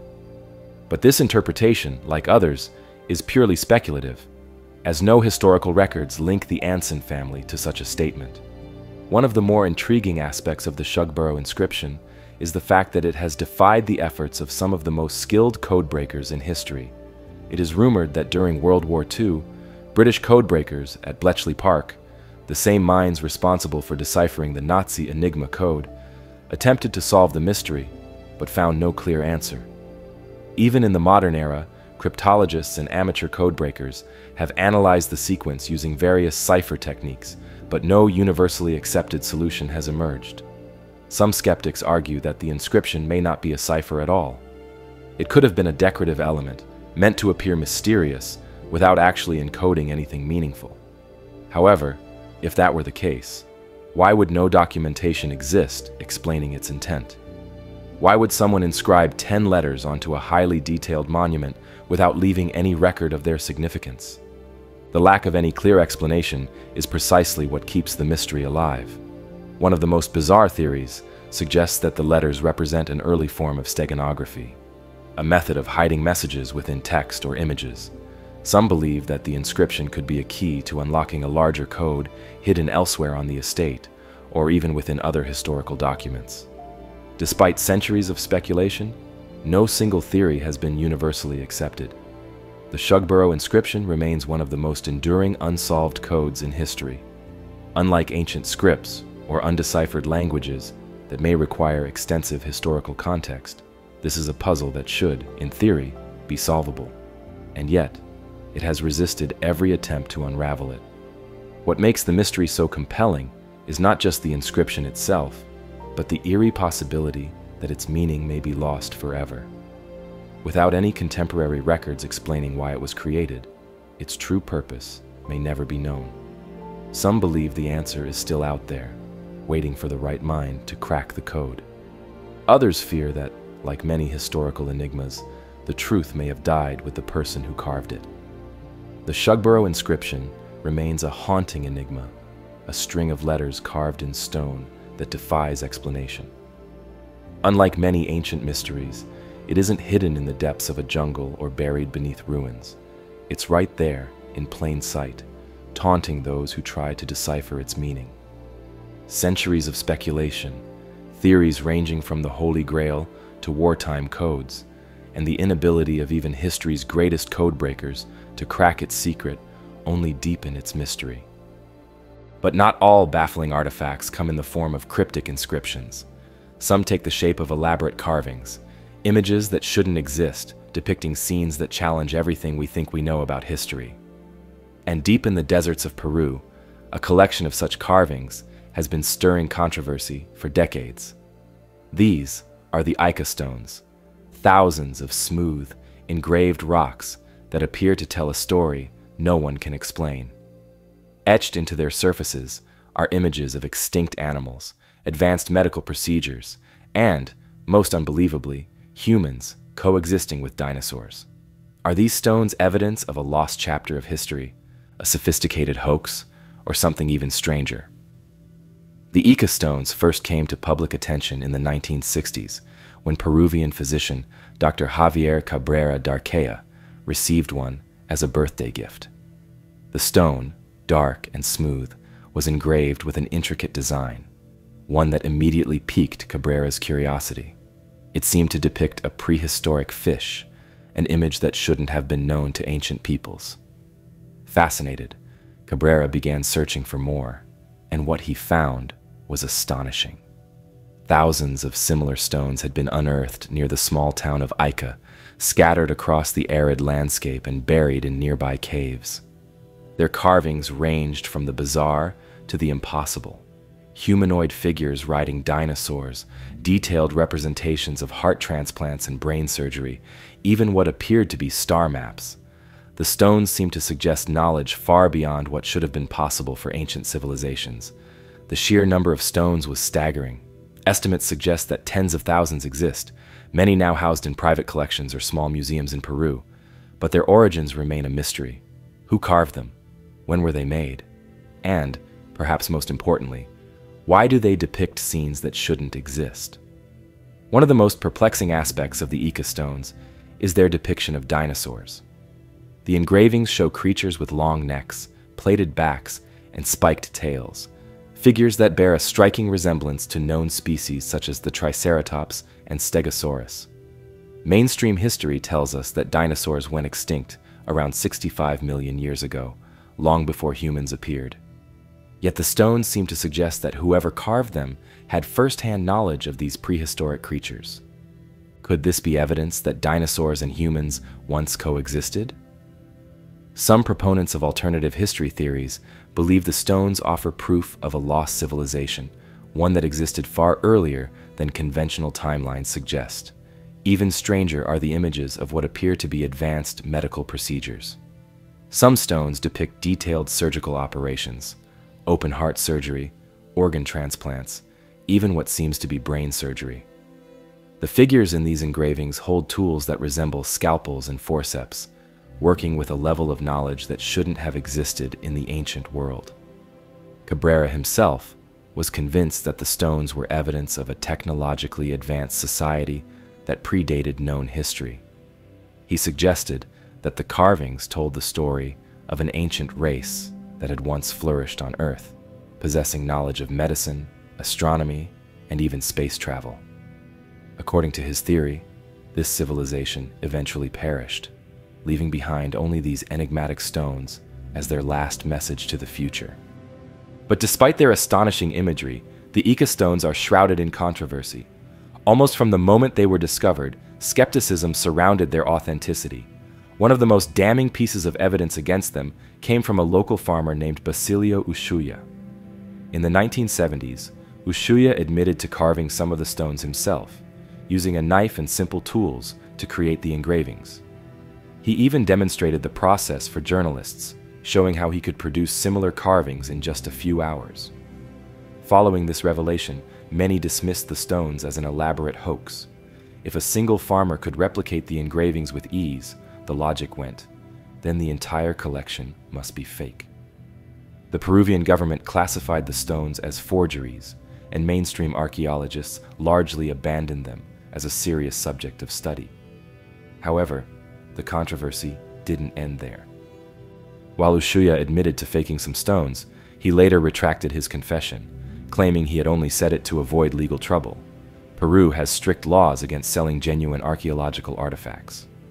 Some researchers also pointed out that while modern engravings could be easily identified, many stones showed signs of extreme age, with weathering patterns suggesting they were far older than Ushuaia's claimed forgeries. Even more puzzling was the sheer volume of stones. With tens of thousands in circulation, could all of them have been produced in recent decades? And if they were fakes, why would someone go to such lengths to create them? The debate over the Ica stones continues to this day. Those who believe in their authenticity argue that mainstream archaeology is too quick to dismiss anomalous evidence. They point to the sheer number of stones, the consistency of their imagery, and the possibility that at least some of them could be genuine. On the other side, skeptics argue that extraordinary claims require extraordinary evidence, and that no verifiable proof exists to support the idea that the stones are ancient. Without a clear archaeological context, such as an undisturbed excavation site confirming their antiquity, there is little to suggest they are anything more than a modern creation. One final possibility is that the stones contain a mix of genuine artifacts and modern additions. Some researchers have suggested that a small number of authentic carvings could exist, depicting known ancient cultural symbols, while the more outlandish images, dinosaurs, surgeries, star maps, may have been added later to attract attention and profit. But whether real, fake, or something in between, the Ica stones remain one of the most intriguing and contentious mysteries of the ancient world. If they are genuine, they force us to reconsider everything we know about human history, technology, and even the timeline of life on Earth. If they are hoaxes, they represent one of the most elaborate and persistent fabrications ever created. The Ica stones remain one of history's most hotly debated artifacts. Whether they hold the truth about a lost civilization or are simply an elaborate hoax, their mystery persists. And while we may never have concrete answers about their origins, they serve as a reminder that history is filled with puzzles, some carved into stone, others buried beneath the sands of time. And deep in the Valley of the Kings, a burial site famous for its pharaohs and ancient treasures, lies one such mystery. Unlike the carefully documented tombs of Egypt's rulers, this one doesn't have a name. No one knows who he was, why he was buried so strangely, or what crime, if any, he committed to deserve such an unsettling fate. He is known only as Unknown Man E, and his remains have puzzled Egyptologists for over a century. His body was found in a way unlike any other, wrapped in sheepskin, a material considered impure by ancient Egyptians, his face frozen in what appears to be a scream. Was he a disgraced prince, a traitor, or someone erased from history for reasons unknown? The discovery of Unknown Man E dates back to 1886, when Egyptologist Gaston Maspero and his team were excavating a cache of royal mummies in Deir el-Bahari. Unlike other burial sites filled with treasures and elaborate inscriptions, this chamber was different. It contained a collection of hastily reburied mummies, hidden away to protect them from tomb raiders. Some of the bodies belonged to pharaohs, high priests, and members of the elite, relocated centuries after their deaths in an attempt to safeguard their remains. But among them, one body stood out. While the others were wrapped in fine linen and carefully preserved, this mummy was different. It was wrapped in a rough, crude sheepskin, something that would have been seen as a grave insult in ancient Egypt. The body itself had not been properly embalmed. Instead of the usual process of removing organs, drying the body, and wrapping it carefully in linen, Unknown Man E's corpse had been left to decompose before being hastily wrapped and sealed in his coffin. And then there was the face, his head tilted back, mouth gaping open, as if he had died in agony. Unlike the serene expressions of other mummies, his features were frozen in what looked like a scream.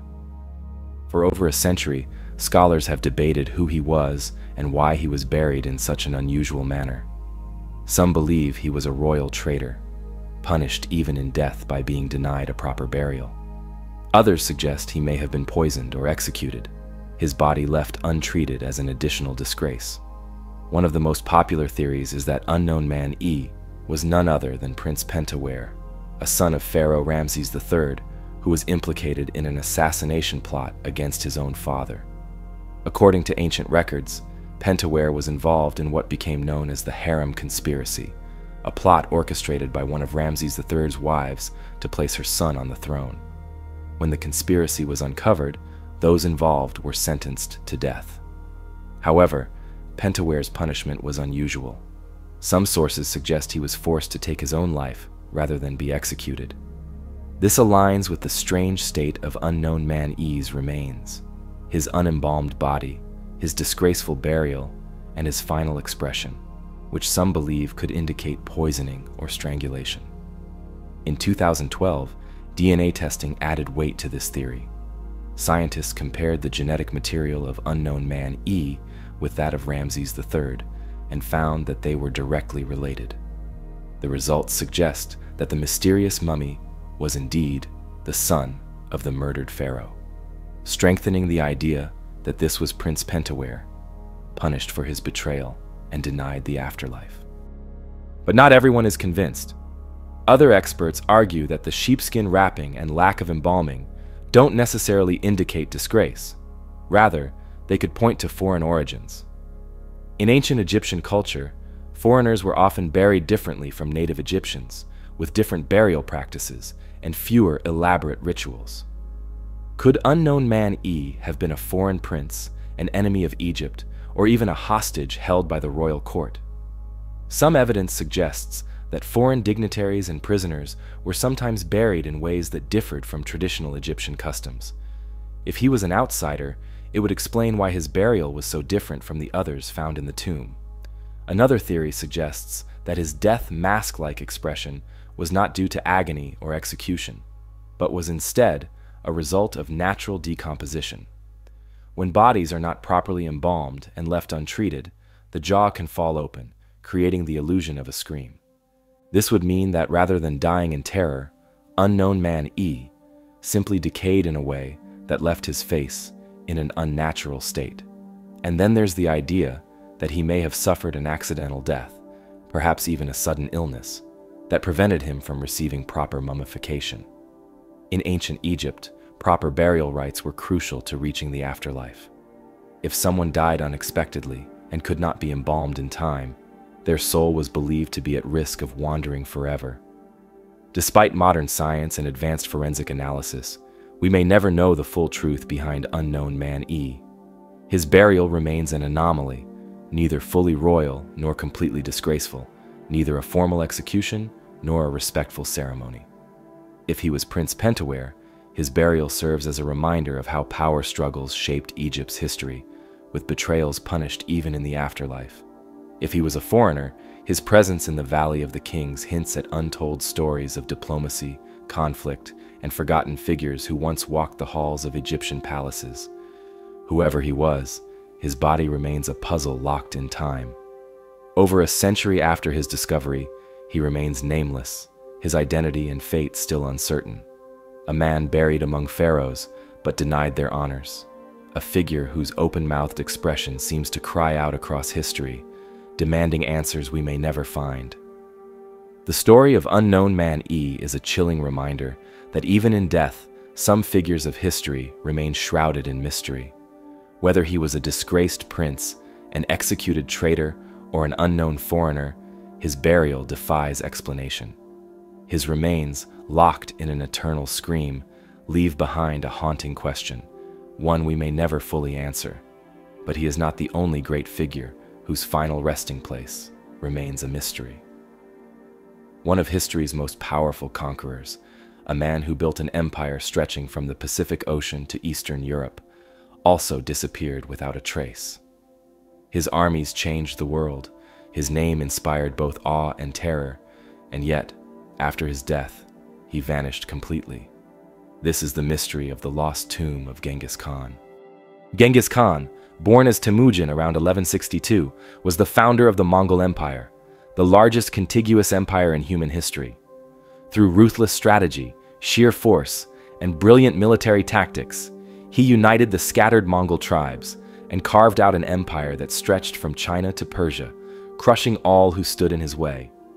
He redefined warfare, established a sophisticated trade network along the Silk Road, and left a lasting impact on civilization. Yet for all his conquests and influence, no one knows where he was buried. His final resting place has never been found, making it one of history's greatest unsolved mysteries. According to legend, Genghis Khan died in 1227 during a campaign against the Western Xia dynasty in China. Some say he fell in battle, while others claim he succumbed to illness or was injured after falling from his horse. His death was kept secret for as long as possible to prevent unrest within the empire. But what happened to his body remains an enigma. Mongol tradition dictated that their leader be buried in a hidden location, untouched and undisturbed. According to historical accounts, those who transported his body were ordered to kill anyone they encountered along the way to ensure the secrecy of his burial. Some versions of the story claim that once the grave was dug, the soldiers who carried out the burial were also executed, ensuring that no one could reveal the location. To further protect the tomb, it's said that a river was diverted over the site to erase all traces of its existence. Another legend claims that an army of 1,000 horses trampled the ground flat so that no signs of digging remained. Some even believe that trees were planted to conceal the burial site entirely, ensuring that no one, friend or foe, would ever disturb Genghis Khan's rest. For centuries, historians and treasure hunters alike have searched for the tomb, believing it could hold unimaginable riches, artifacts from his conquests, and insight into one of history's most enigmatic rulers. Yet despite extensive efforts, no trace of his burial has ever been found. Numerous theories exist about the possible location of Genghis Khan's tomb. The most widely accepted belief is that he was buried somewhere in the Khenti Mountains of modern-day Mongolia, a region he considered sacred. This area, known as Ik Korig, or the Great Taboo, was closed off to outsiders for centuries. Guarded by a special Mongol elite known as the Darkhad, it remained untouched, with anyone attempting to enter facing execution. Some believe that the tomb lies beneath Burkhan Khaldun, the mountain where Genghis Khan was said to have sought refuge in his youth.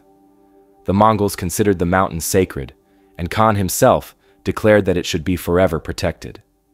But to this day, no evidence of a tomb has been discovered there. Another theory suggests that his remains were transported to a more remote location, far from Mongolia, possibly in China. Some believe that his followers may have taken him to the Ordos region, where a later shrine was built in his honor. However, this site is believed to be more of a memorial than an actual burial place.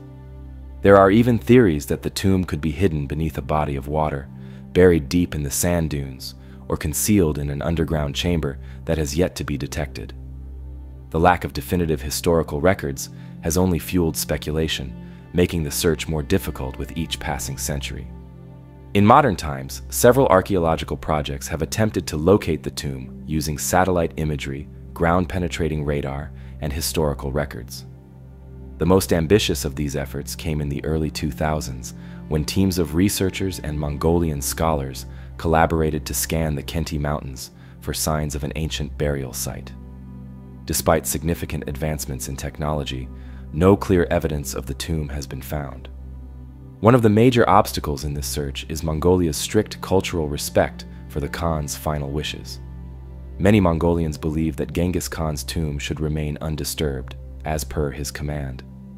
Excavating such a site, if it exists, would be seen as a violation of sacred tradition. This belief has led to a reluctance to conduct large-scale digs, despite interest from international archaeologists. Adding to the mystery, some accounts claim that the tomb was looted or destroyed long ago. If true, this could mean that even if the burial site is found, its treasures and historical artifacts may be long gone. Others argue that the tomb remains intact, hidden beneath layers of history, waiting for the right moment to be uncovered. The lost tomb of Genghis Khan remains one of the greatest archaeological mysteries of all time. Unlike other rulers whose resting places are marked with grand monuments and elaborate tombs, Khan's was deliberately erased, hidden from sight and protected by both natural and human forces. For historians, finding his tomb would be one of the most significant discoveries in modern history, potentially revealing details about his life, his death, and the empire he built. But for the Mongolian people, its secrecy is part of his legacy, proof that even in death, the great Khan remains untouchable. Whether it lies beneath a mountain, deep within an uncharted valley, or somewhere else entirely, Genghis Khan's final resting place remains one of history's most elusive secrets. And perhaps, as some believe, it is meant to stay that way. The past is filled with mysteries, some buried beneath the earth, some lost beneath the waves, and others hidden in plain sight, waiting to be uncovered. The stories we've explored today are just a glimpse into the strange, the unexplained, and the forgotten pieces of history that continue to baffle experts and spark endless debate. But the deeper we dig, the more questions we find. If you enjoyed this dive into the unknown, make sure to subscribe and check out our other videos for more mysteries waiting to be explored. Thanks for watching, and as always, until next time, stay safe.